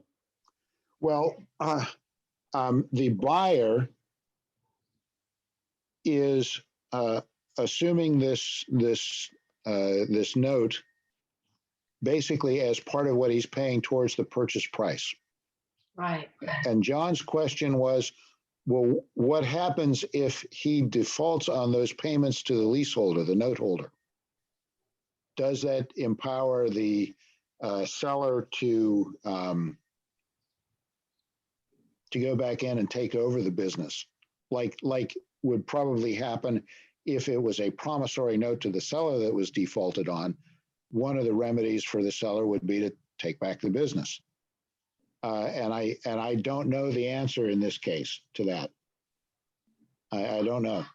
Jeff, if it's a note for the purchase of equipment, would the seller have filed a UCC one? This is out of my realm of experience, but I just know to ask that question. Well, the lessor would probably have filed a UCC one against the seller, the owner. Right. And with that, then, so he couldn't take the business. The UCC one gives him the right to reclaim whatever property was involved in the transaction, right? I think you guys are digging into a lot of legal stuff about Yeah, we're trying to assignment get a and little deeper assumption. right now. Yeah. I would tell you that if you take, if the lessor of the equipment, i.e. the owner, is most likely and highly likely in a sophisticated transaction is party to the assignment, there can be, you know, whether or not there has continuing seller liability is the question there. The goal of the seller's agent would be to have the original liability of your seller be null and void once the assignment is completed to a new party acceptable to the lessor. Mm-hmm. Yeah. I agree, that would be the perfect situation. I was just wondering if the original debtor wasn't going to let the seller off the hook, make him remain like on a lease. Right. I think Don makes a good point. This is outside the scope of this particular discussion. And I am conscious of the distance we still have to travel and the time we got to get there. So I'd like to, I don't know the answer, and maybe one of you guys with JD after your name can return with us on another time. Okay, estimating the most probable selling price.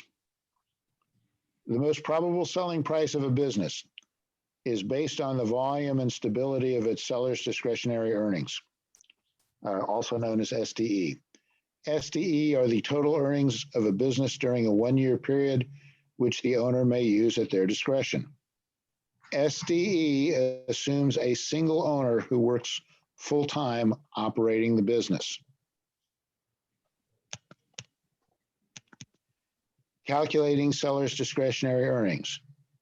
You start with the net income from the tax return. You make some positive adjustments. These are positive adjustments that basically you are adding back things that were deducted out on the tax return. Like if it's a corporation, the owner's compensation, salary paid directly to the owner, is a deduction on the tax return. But that went to the owner, so that fits the definition of SDE. So you would add that back. A manager's salary. The assumption for SDE is that it reflects the earnings of a single owner who works full-time operating the business. If there is a manager in place that allows the seller not to work full-time in the business, to get to SDE, you'd add the manager's salary back, again, because we were assuming that the single owner is going to be working full-time in the business. We add back interest, we add back depreciation, we add back amortization, we add back any non-operating expenses, and we add back any non-recurring expenses. We may need to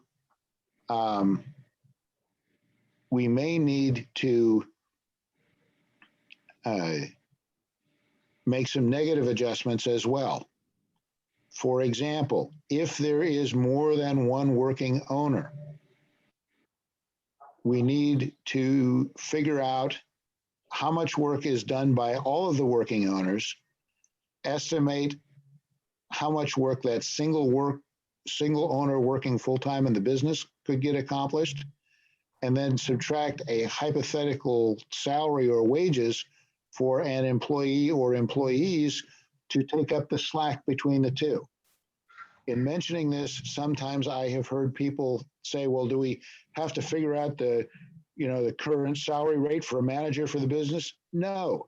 You're trying, the common situation is one of the spouses does the bookkeeping. You're not looking for a manager salary. You're looking for how many, if she spends 10 hours a week doing this, how much does it cost for 10 hours of a bookkeeper's time? That's what we are wanting to subtract out in that negative adjustment. Overhead increases. If you know that the rent. Can you give us some examples of the figures we should take? I don't How much have, amount we should take? that is beyond, talk to your team leader about that, Balraj. That's beyond this one, okay? Probably if you just pose the question to the seller, they can come up with a fairly accurate answer. Overhead increases, like if you know that rent is going up or some other thing. And then regarding rent, you may have to do a negative adjustment or a positive adjustment if the seller owns the building and pays other than market rent to himself. So like Don was saying, the owner owns the building and the business in two separate entities. So the business pays the real estate entity rent each month. Frequently, they are paying something other than market rent, but they will probably charge market rent to the buyer/tenant. So you got to make an adjustment for that. In order to make a positive adjustment, there must be a deduction/expense that is being adjusted. You can't add back what wasn't first taken out.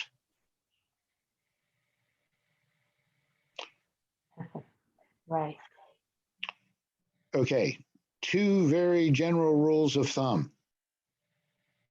Businesses that have SDE of less than $100,000 tend to sell for 1 to 1.5 times SDE. Those with SDE over $100,000 tend to sell for 2 to 2.5 times SDE.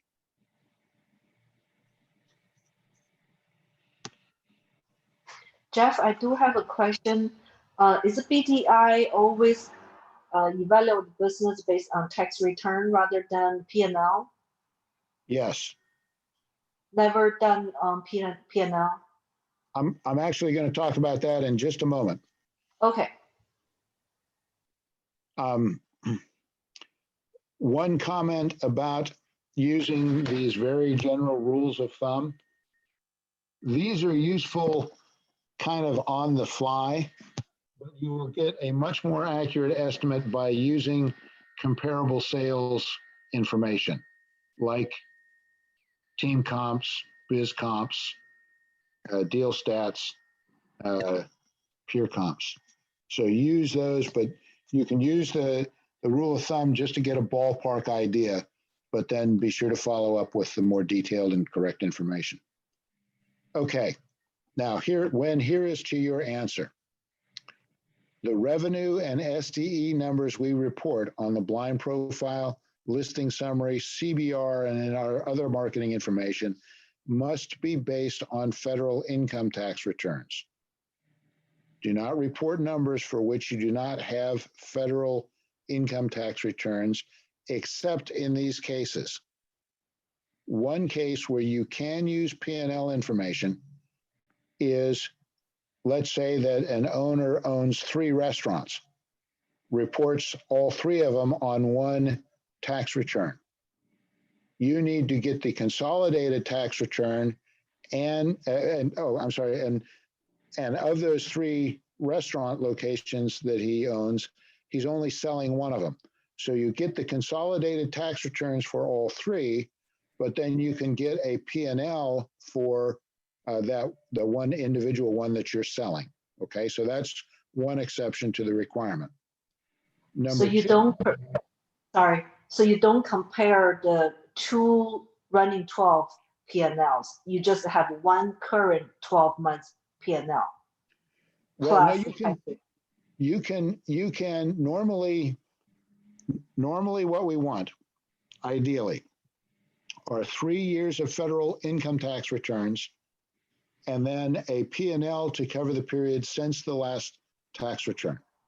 Like right now, we'd want, if we were doing something right now, we would want the 2019, 2018, and 2017 tax returns and then a P&L for 2020 year to date. In this example, where it's a division of a larger organization, we still want the larger organization's 3 years of federal tax returns plus year-to-date profit and loss statement. And then we want profit and loss statements for the 3 years plus year-to-date for the 1 unit that is being sold.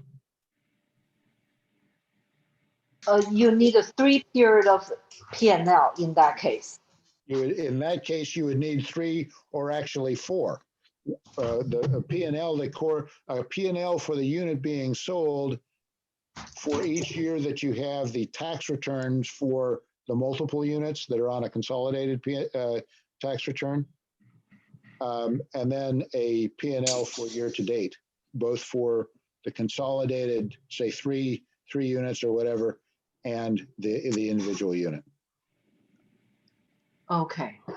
Jeff, quick question. If somebody has owned a business for less than 2 years, I'm talking to somebody right now that's owned a restaurant for less than 2 years, might be interested in selling. Do I need to request the 3rd year, so I guess the 2017 from the previous owner? Or can we accept 2 years? This year is odd because 2020 is, COVID year, so. Is somebody doing something to draw on the screen? Do you guys see a bunch of blue lines on the screen all of a sudden? Yeah, we do see it. Whoever's doing that, please don't do that anymore. One kid is scribbling. Jeff, so just go ahead and unshare your screen and share it again. Oh, okay.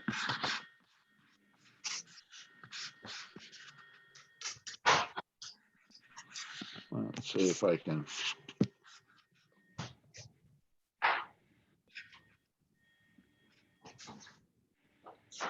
Sorry, Jack, that was me. I don't know what I opened.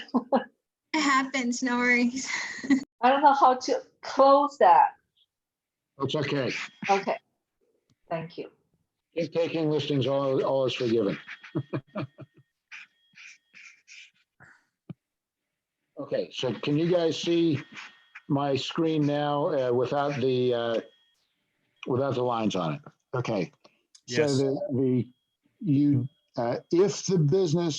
if the current owner has only owned the business for 2 years, Right. you would want to get the tax return for the completed year and then a P&L to cover the time since the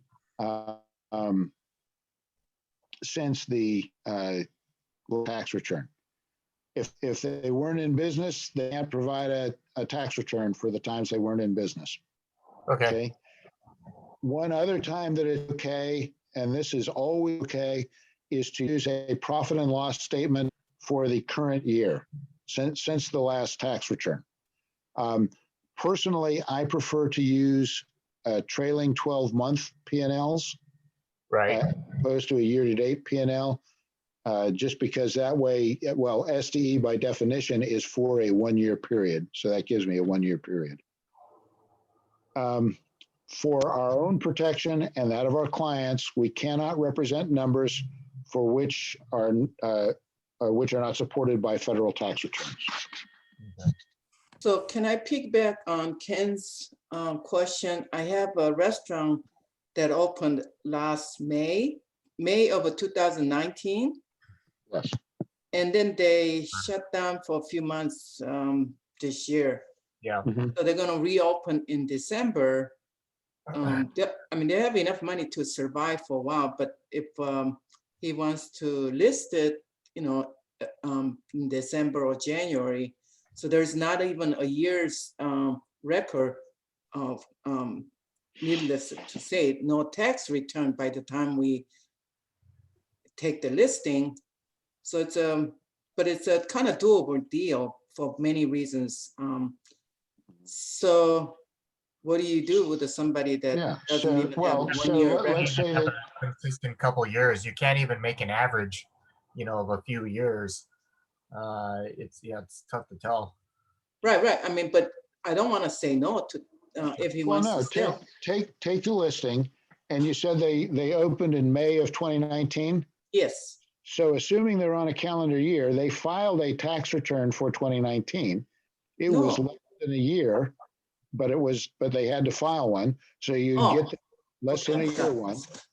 And then you would use a P&L to fill in the remaining time of its existence, even though it's been closed many months in 2020.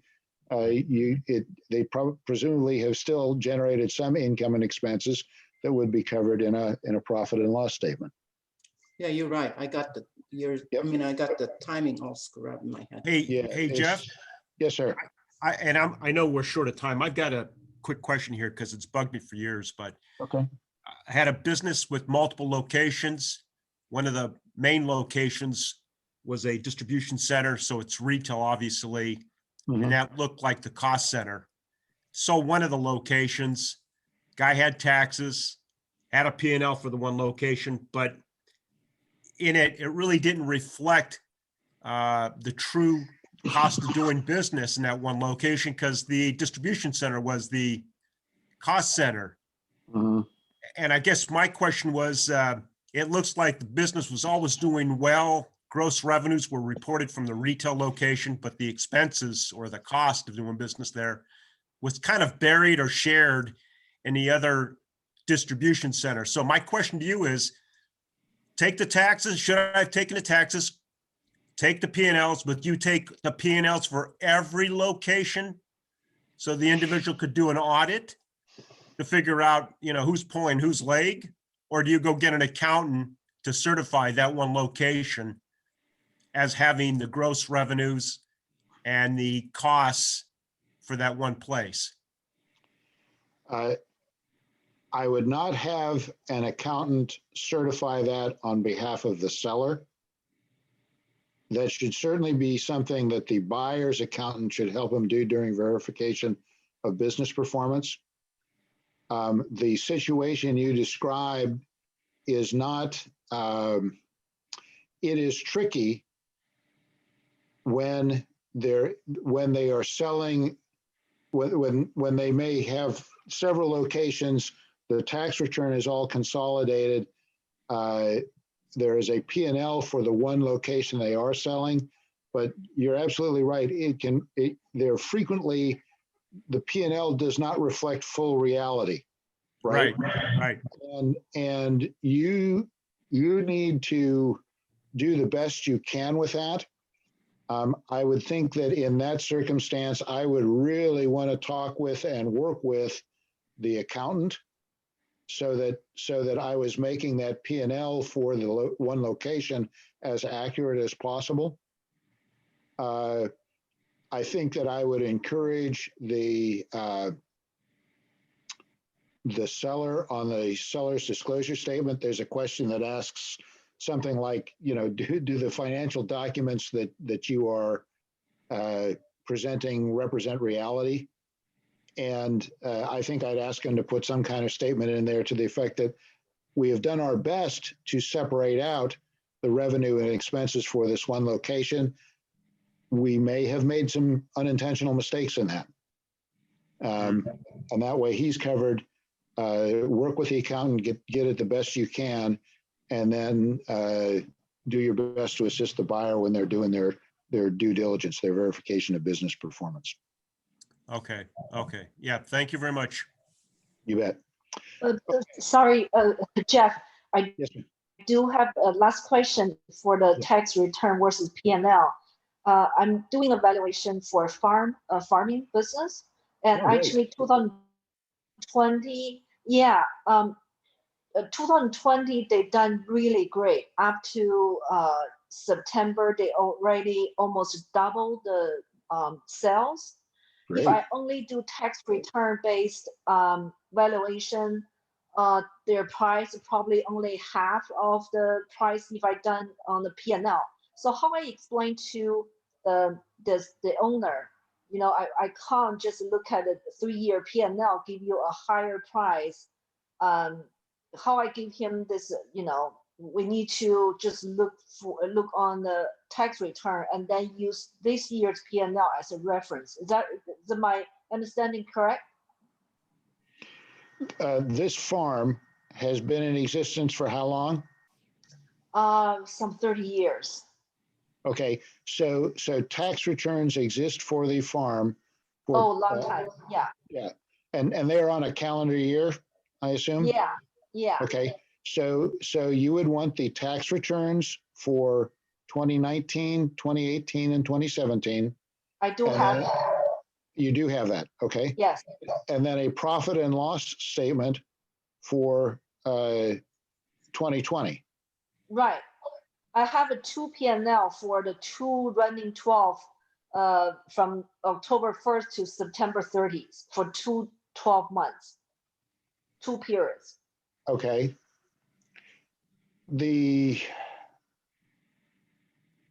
But this year they outstanding. It's I guess it's just everybody buying nursery and vegetable and So this year they've done almost double of previous years. And you can see 17, 18, 19 is pretty consistent.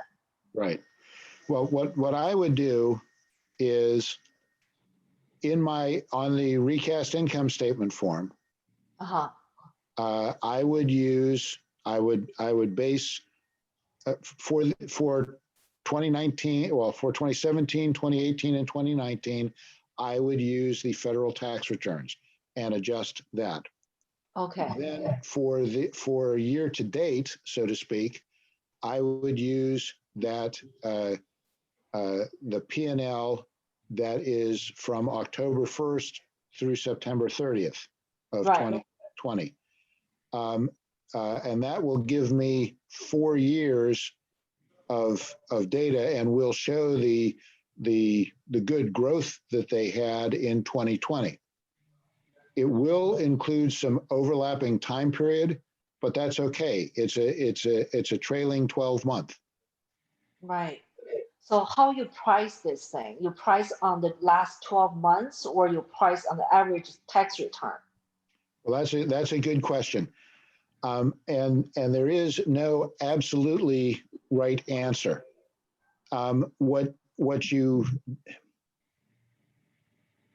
If, for example, 2018 was a little bit better than 2017, and 2019 was a little bit better than 2018, and then the year to date in 2020 is a little bit better than 2019 was. So it's kind of a smooth upward trend.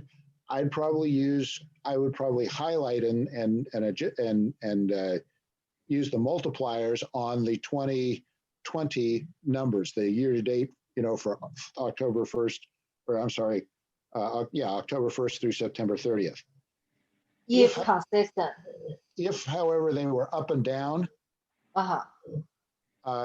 I might take an average of the years, or I might take a weighted average in a way that would like this year has been explosive, right? Yeah. So I'm going to weight that year more heavily than the other years. So why don't you talk with your team leader about that? Okay. Who's your team leader again? You. Oh, okay. Yeah, talk about that. There we go. Yeah, I can talk to you on Monday. That'll work. Okay. By all means. Yeah, let's do that. Why don't you shoot me an email with a time you'd like to talk, and we can adjust off of that. 9 o'clock, we said already. Oh, 9 o'clock. Okay, yeah, we got it all set already. Okay, very good. Yeah. Okay, so let's talk now about packaging the business. Okay, the main purpose of packaging a business is to provide accurate, easy to understand information about the business to our teammates so they can effectively present and sell the business to their buyers. That's the primary purpose, is so that our colleagues can sell our listings. The secondary purpose of packaging is to uncover and eliminate surprises that may torpedo a transaction, wasting time and destroying credibility. We identified in our conversation a few minutes ago some issues that could come up with the assignment of a capital lease or something like that. So we should have that all understood so that it's not something that comes up as you're trying to get this thing closed. The third thing that packaging does is it creates something impressive for both buyers and sellers. Okay, the following items are required to make a listing current. The blind profile photo, the business fact sheet, the agency disclosure form. Tie it, please. Tie it. I'm sorry.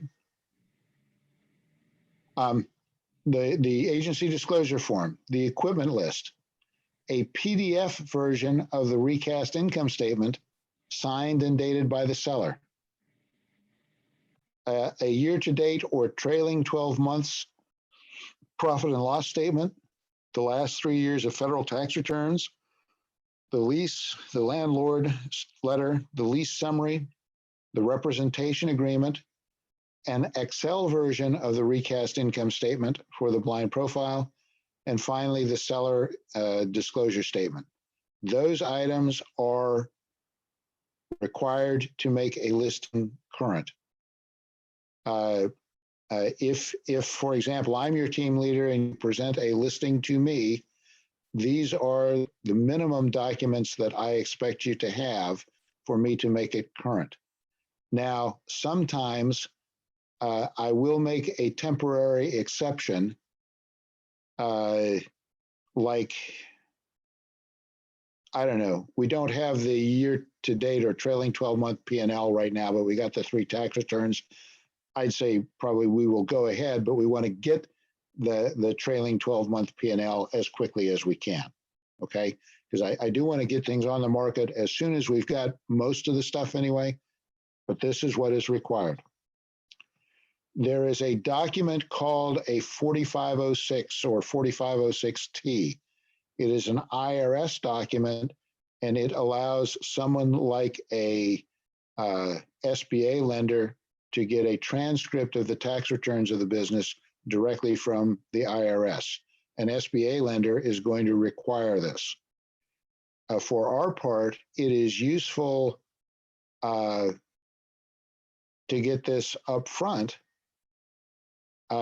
just because occasionally, as you're trying to get this filled out, you'll discover that the tax returns that the seller submitted to the IRS are not the same tax returns that he's trying to give you now, okay? So it is not required to make it current, but you should get it, okay? But I would not hold up making the listing current just so you can get a 4506.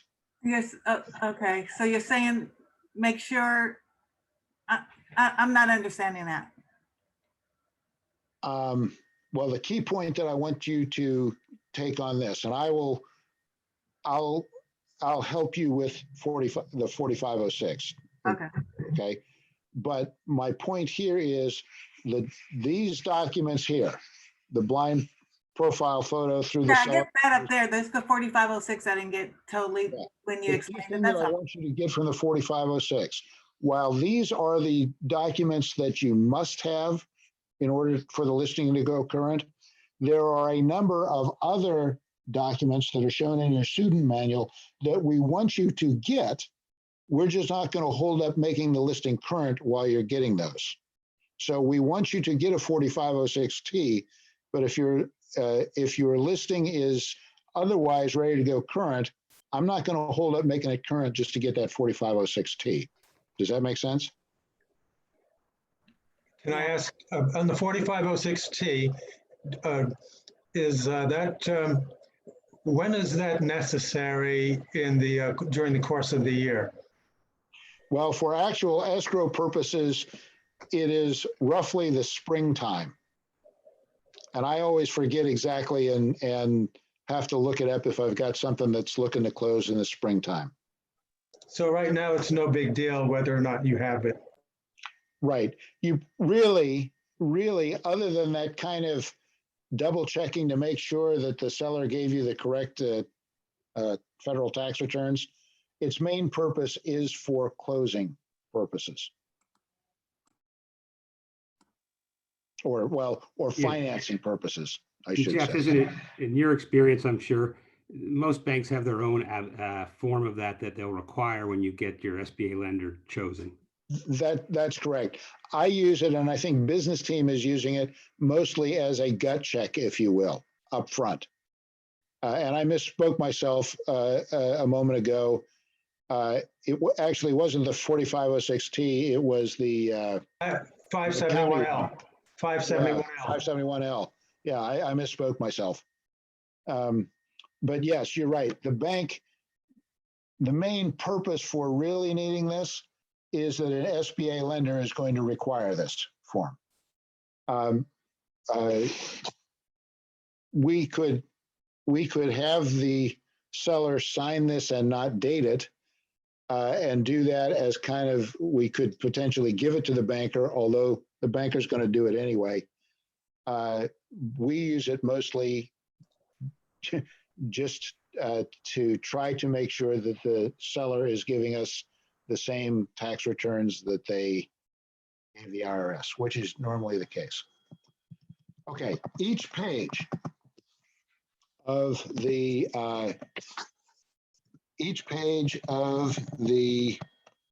federal tax returns, of all federal tax returns and profit and loss statements, must be either stamped or watermarked, not verified by business team. And the page showing the net income must be signed and dated by the seller. Okay. Business fact sheet. The purpose of the business fact sheet is to get the seller's signature on the key information we will be presenting to potential buyers, thus acknowledging that it is true and correct. The business fact sheet also is where we specify the amount of inventory, accounts receivable, work in progress, and accounts payable included in the purchase price.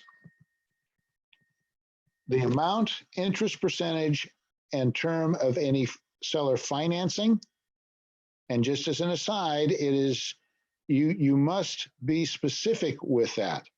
You can't have some comment like to be determined or negotiable in there.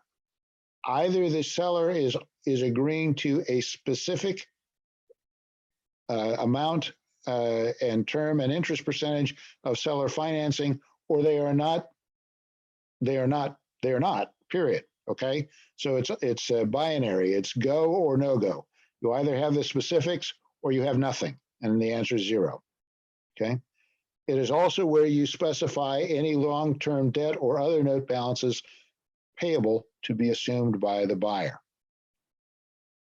Again, what I recommend you do is that you use the business fact sheet early on simply to take notes. And then once you've completed, take notes. You can have the seller sign it. That's a good idea, actually, to have them sign it. But then right before you're ready to make the listing current, update it with all of the correct information you've gathered through the course of packaging the business, and have them sign it again. Okay. Sign the business fact sheet?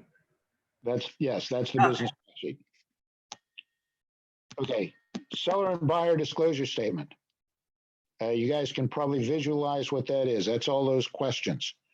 You have the seller complete and initial/sign the first 5 pages of the statement. When making an offer, the buyer initials each of the first 5 pages, acknowledging he has seen them, and then makes and signs his own disclosure on page 6. The seller then signs the bottom of page 6, acknowledging receipt and approval of the complete disclosure. At close of escrow, you must turn in a completely executed copy of this disclosure to our admin. If you don't have it, you will not be paid your commission until you get it. And it's a lot easier to get buyer and seller signature on stuff before close of escrow than after close of escrow. Okay. Jeff, can corporation, I mean, do they have to have directors? Or can the owner, also president, and also be the only director? Are you asking about the approval of sale by sellers, directors, and shareholders, that form? Yes, yes, yes. Okay, well, I hadn't started covering that yet, actually. Oh, but I'll sorry. do, that's okay, I'll do that now. If the business is owned by a corporation, okay? If they've created a corporation to own the company, you need to have this signed. In many ways, if an owner has incorporated his business, and perhaps some of the attorneys on board can correct me, but I think I'm generally right, that owner has 2 or 3 different legal statuses, okay? On the one hand, the owner is probably either the total or partial shareholder of the corporation. So they literally own the corporation. They are probably, as kind of a separate legal entity, an employee of that corporation in their role as manager of the business. And so I've always interpreted this as the various shareholders, because there may well be more than one, giving written permission for the employer identity of the owner to take action to sell the business. Okay. Again, we don't have to have this to go current on the listing, but certainly by the time we are getting to the escrow process, we'll need this. Another document that is in the in T-Magic is the lease, the landlord letter, and the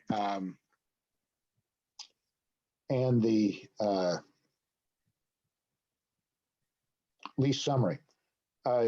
One of the documents that is in your book is the suggested landlord call script.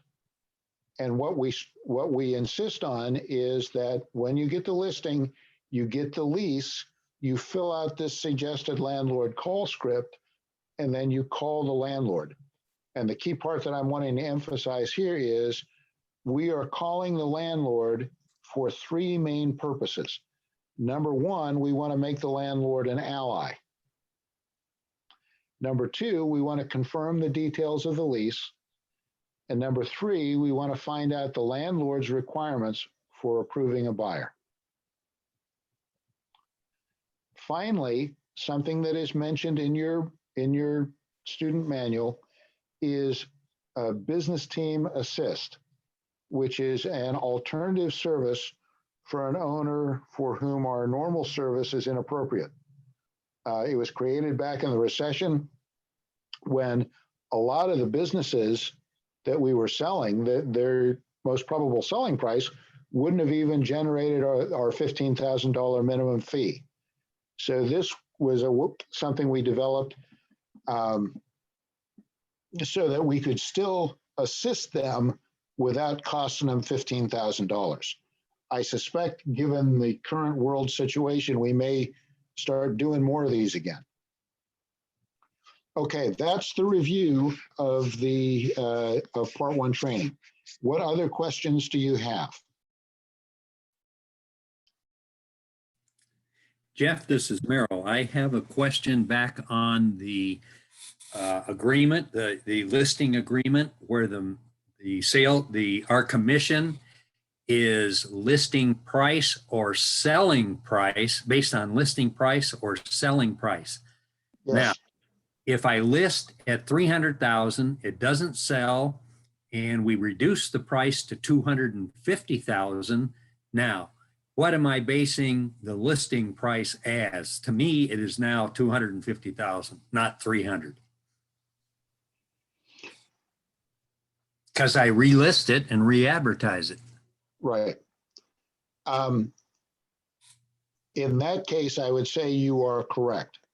But let me give you an example of what this question or what this clause is specifically designed for. Okay. The entire purpose of the representation agreement from our point of view is to protect our fee. Okay. And over the years, owners have tried all kinds of stuff so that we do our job, you know, we get their business sold for them and they avoid paying us our fee. Okay.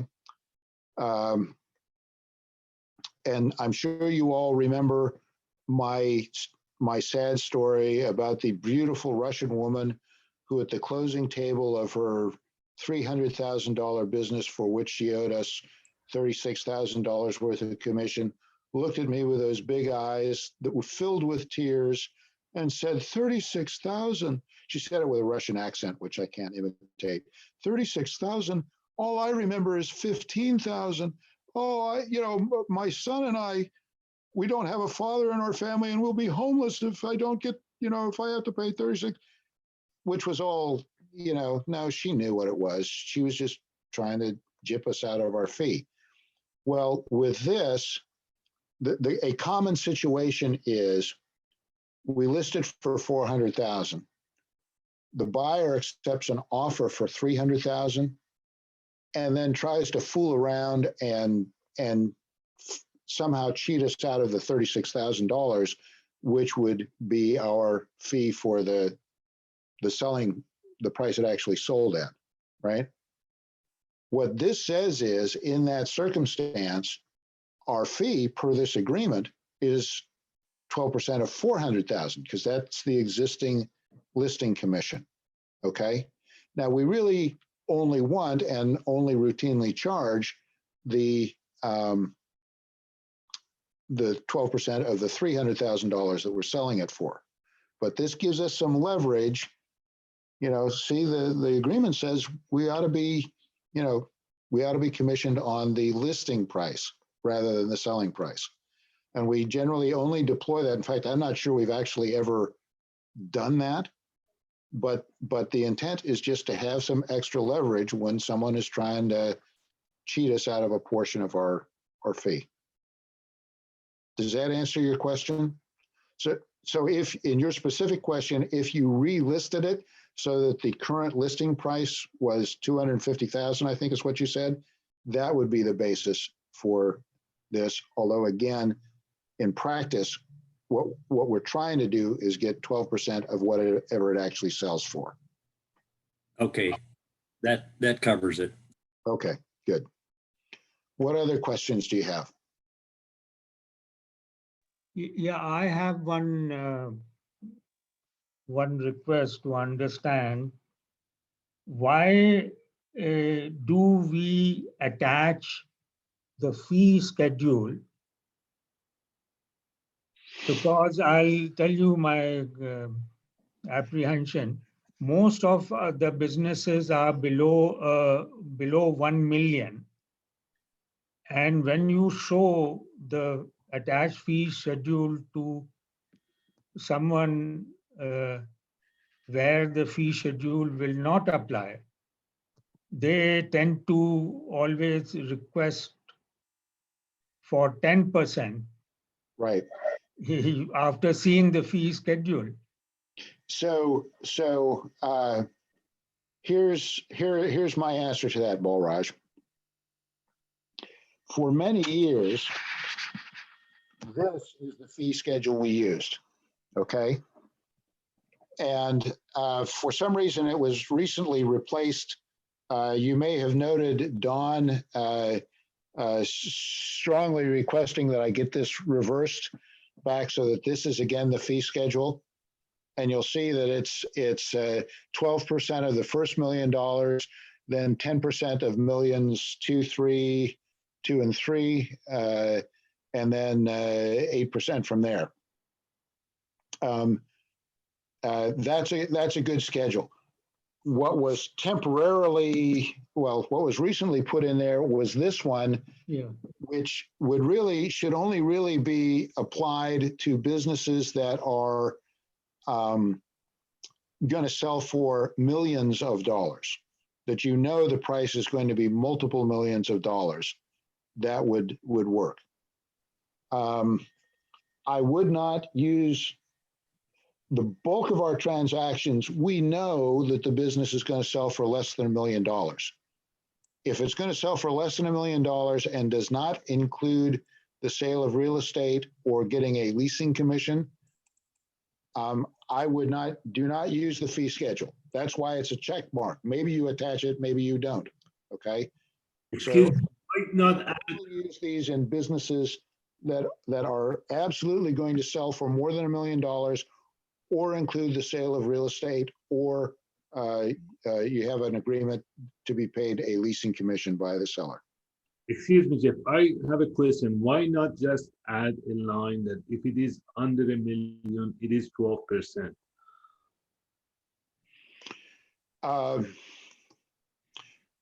Let me make a note of that. I don't really want to try to argue it out right now. I look like somebody who is, trying to get a little bit more than my company, and 12% for, this client that I'm working with, he had listed it with 8%. And well, now, okay, that is a separate question. Okay, here is business team's rule. Okay, here is the representation agreement.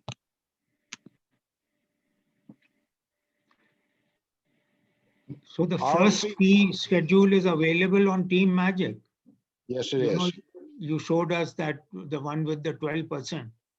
That one is not, and like I said, that's what I was talking about. There's a recent change. Don Baum has slipped me some money so that I get it switched back, right?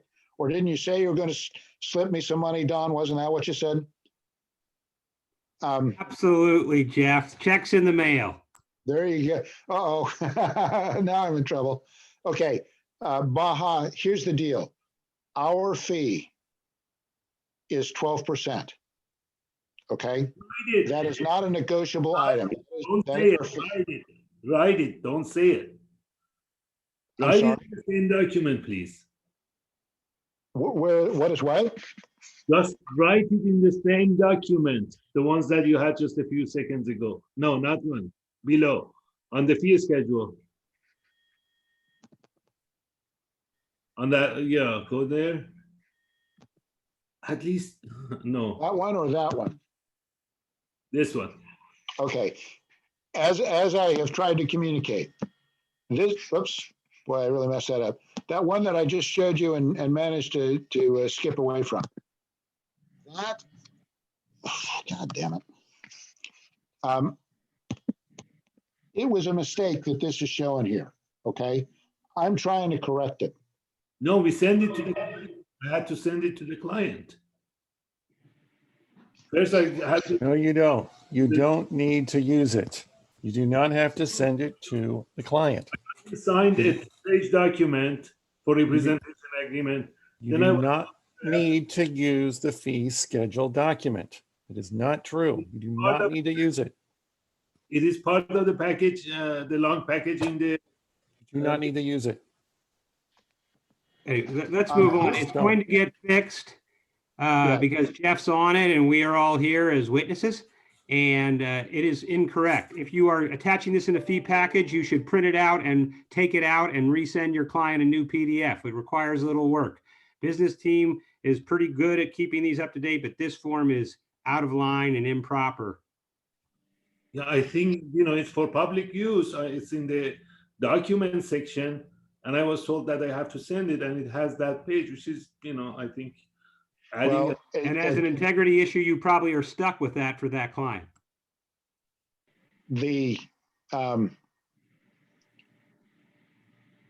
For those of you who are new, I strongly recommend that before you send documents to a client, you have them reviewed by your team leader. Even if you've been a business broker for 20 years, just because I know that these are new forms that you guys are dealing with.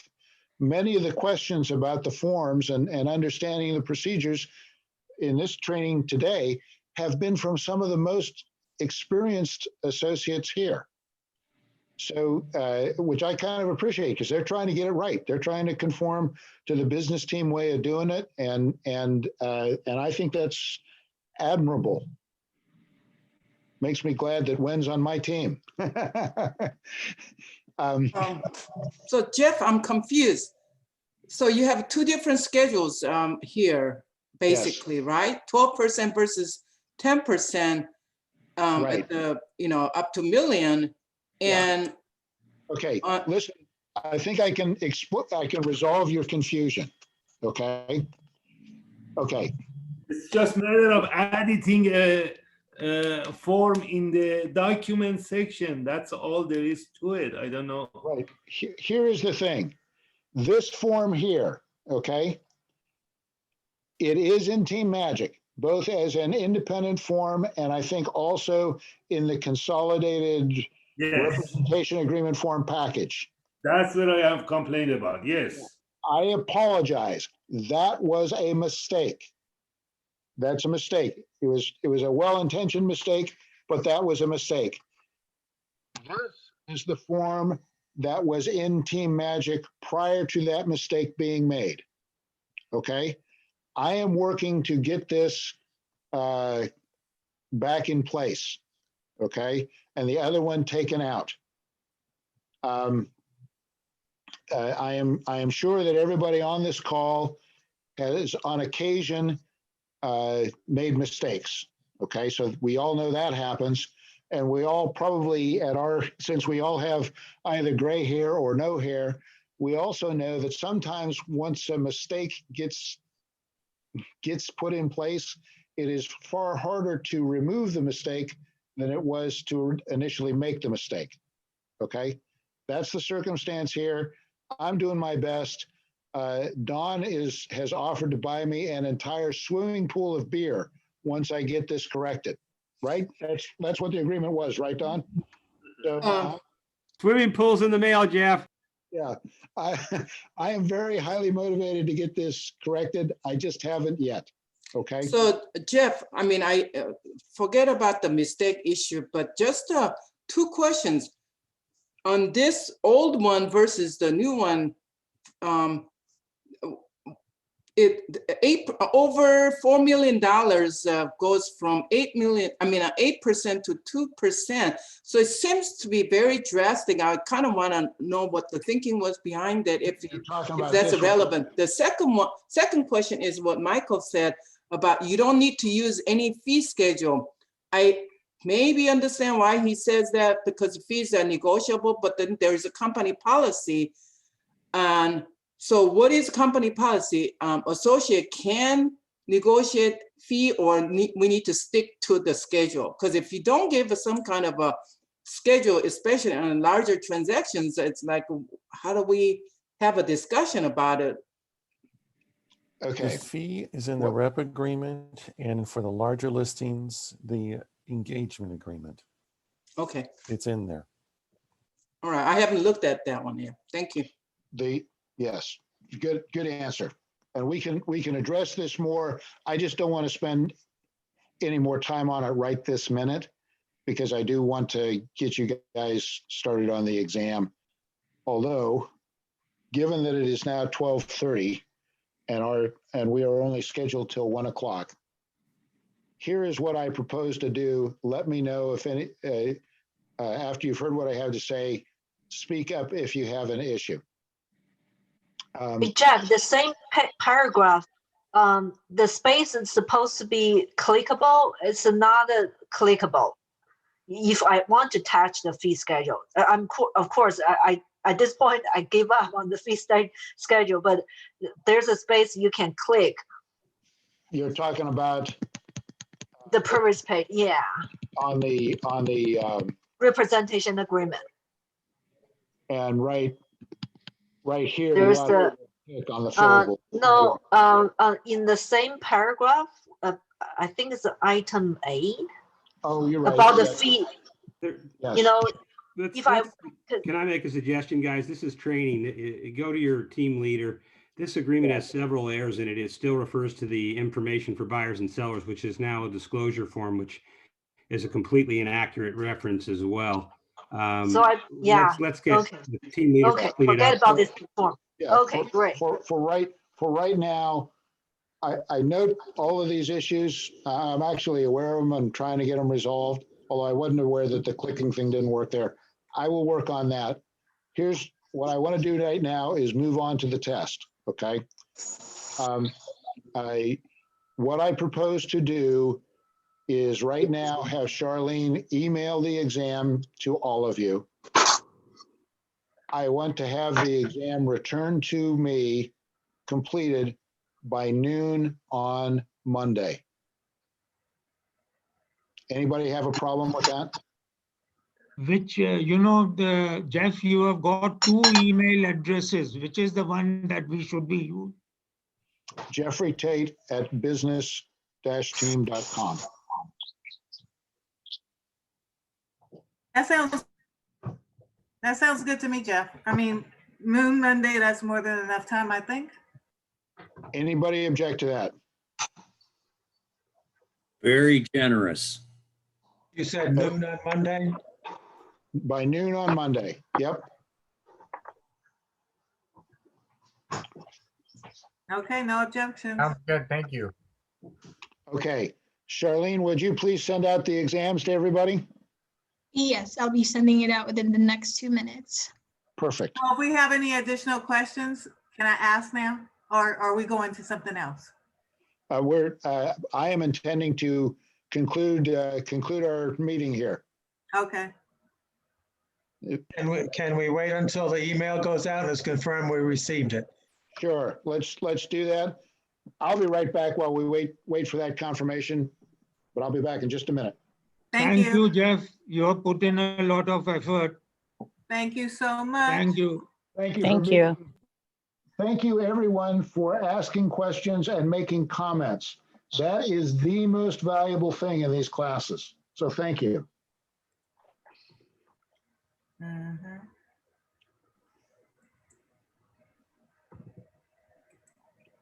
Hey, Charlene, we're done for the day, right?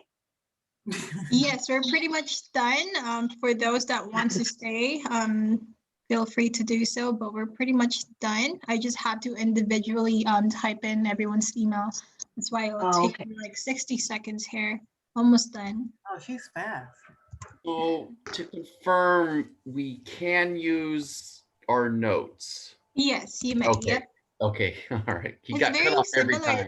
Yeah, it's very similar to the quizzes that Okay. yeah. you Okay. will So, take. so far, how many exams we taken? 3, right? yeah, Including three. including this the is- coming. So this is going to be the 4th one. This is the first one. Please let Charlene type in the names and send. Thank you. Yeah, 1 second here.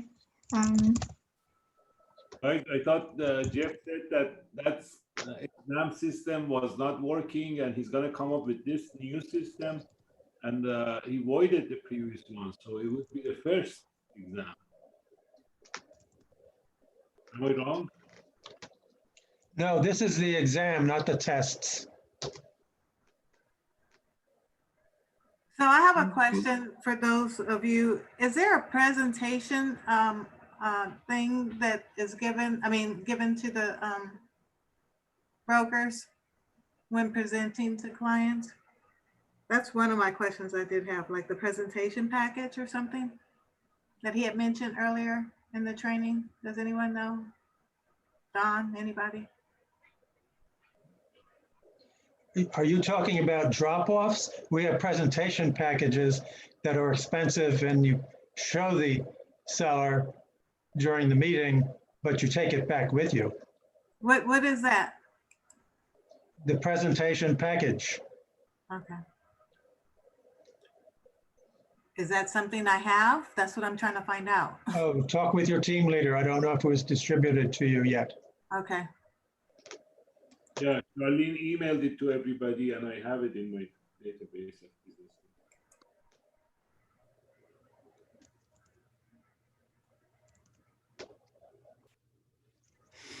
So Charlene, we can leave now. Yes, you may, please. Yep. Okay. Thank you Everyone very else much. have, of course. You put in a lot of effort and provided us a lot of support. Thank you. You're always welcome. Yep. You all have a great weekend for those that are leaving. And I'm actually sending it out right now, so you should be receiving it within the next few seconds. Okay. Bye-bye. Bye, Balraj. Have a good weekend. Charlene, thank you for your hard work. And I didn't get the answer. The first three, I sent the first one wrong and then I tried to correct it. And while I was on the second and third one, I heard from Jeff in this meeting that the questions were not answered in the meeting or not covered in the material. And I'm going to come up with a new test, which I assume today is the new one that we are getting. Yeah, so we've had 3 quizzes. I didn't do them. What do I do now? 1 second here, 1 second here, Baha. 1 second. Let me just finish this up. My understanding is this test is the only thing that counts. The other 3 are going to be scratched because they were problems with them. That's what I heard from Jeff too, yes. That is correct. Yep. Oh, This test is the only thing that counts. And you have all the tools you need to do very well on this test. Thank you, Jeff. You bet. The rest were just practice quizzes. That's right. That wasn't the initial intention, Roy, but that's how it turned out to be. Jeff, I know we're gonna meet later. Do you Yes, need some time in between? I do actually. You wanna push it back? You wanna push it back later in the, so I can do some calls at least? Sure. What time would work for you? Like at the very end of your day, whatever time you plan on wrapping it up? Want to go 4:30? 4:35, yeah, somewhere around there. Okay, let's go. With Also, 4:30. I was asking when you stepped away the presentation package. Yes, I'm still working on that. Is that something I have or should have seen? There is a copy of it actually in your student manual. Okay, I got it then. Yeah, you've got it, but that's just an example of it. But you have it. Okay. I just want to confirm I received the exam. Thank you. Have a nice weekend. Thank You you, too, everyone. Roy. Have a good weekend. Bye, Charlene. Bye, everyone. Bye, Roy. So Professor Jeff, this is Roy in Sacramento. No Hey, Roy. class next week. And then the week after that, we do show up for class session 2. That is correct. All right. As and what always, we'll- enjoy I got mine, Charlene. Thank you, babe. But someone Perfect. calculated for me was that we'll actually have our last class of the section 2 ones the first Friday of January that we're back at work. Jesus. Because there's only 3, we need 4 and there's only 3 between, you know what I mean? Okay, cool. Okay, So, well, so this may never be over. I may be doing this forever, but whatever. well, it's enjoyable, educational, and we appreciate it. So thank you. Yeah. Well, I always learn stuff from it too. Oh, yeah. And this is Roy checking out. Got my exam from Sacramento. You guys have a great weekend. You do the same, Roy. Be safe. Bye, Okay, Roy. Bye-bye. I think everyone else should have received So it. Jeff, do we have Richard's training on Tuesday? Yeah. I believe so. Is that correct, Charlene? Do we have Richard's training? He hasn't mentioned anything about canceling it, but I'll send out a reminder to everyone in regard to Tuesday's training as well as Friday's training for next week. So Perfect. So that's the only one that pending, right? yes. On that note, Charlene, would it be possible if you sent us a revised weekly schedule of the meetings? Say, I feel like Yes. they move around quite a bit. Of course, yeah, we'll do. We'll work on that, Ken. Thank you, Charlene. You're welcome. So it's 4:30, we moved it back, Jeff. Do you want to make that standard? Because you do a lot of energy through the training. I do. Actually, that'd be good because I am Winded, right? And energy-wise, I'm sure. Well, I'm pretty sure that my eyelids have developed some holes in them during all of this. And I might need to examine the Okay, inside of the Well- lids for all there. all right, thank you. Have a good one, everybody. Have a good weekend and thanks for your help. Have a great weekend. See you guys next week. Bye, Well, everyone. Next week. Happy Thank you, Jeff. Thanksgiving. Thank you. Thank you, Charlene. Welcome, you guys. Bye.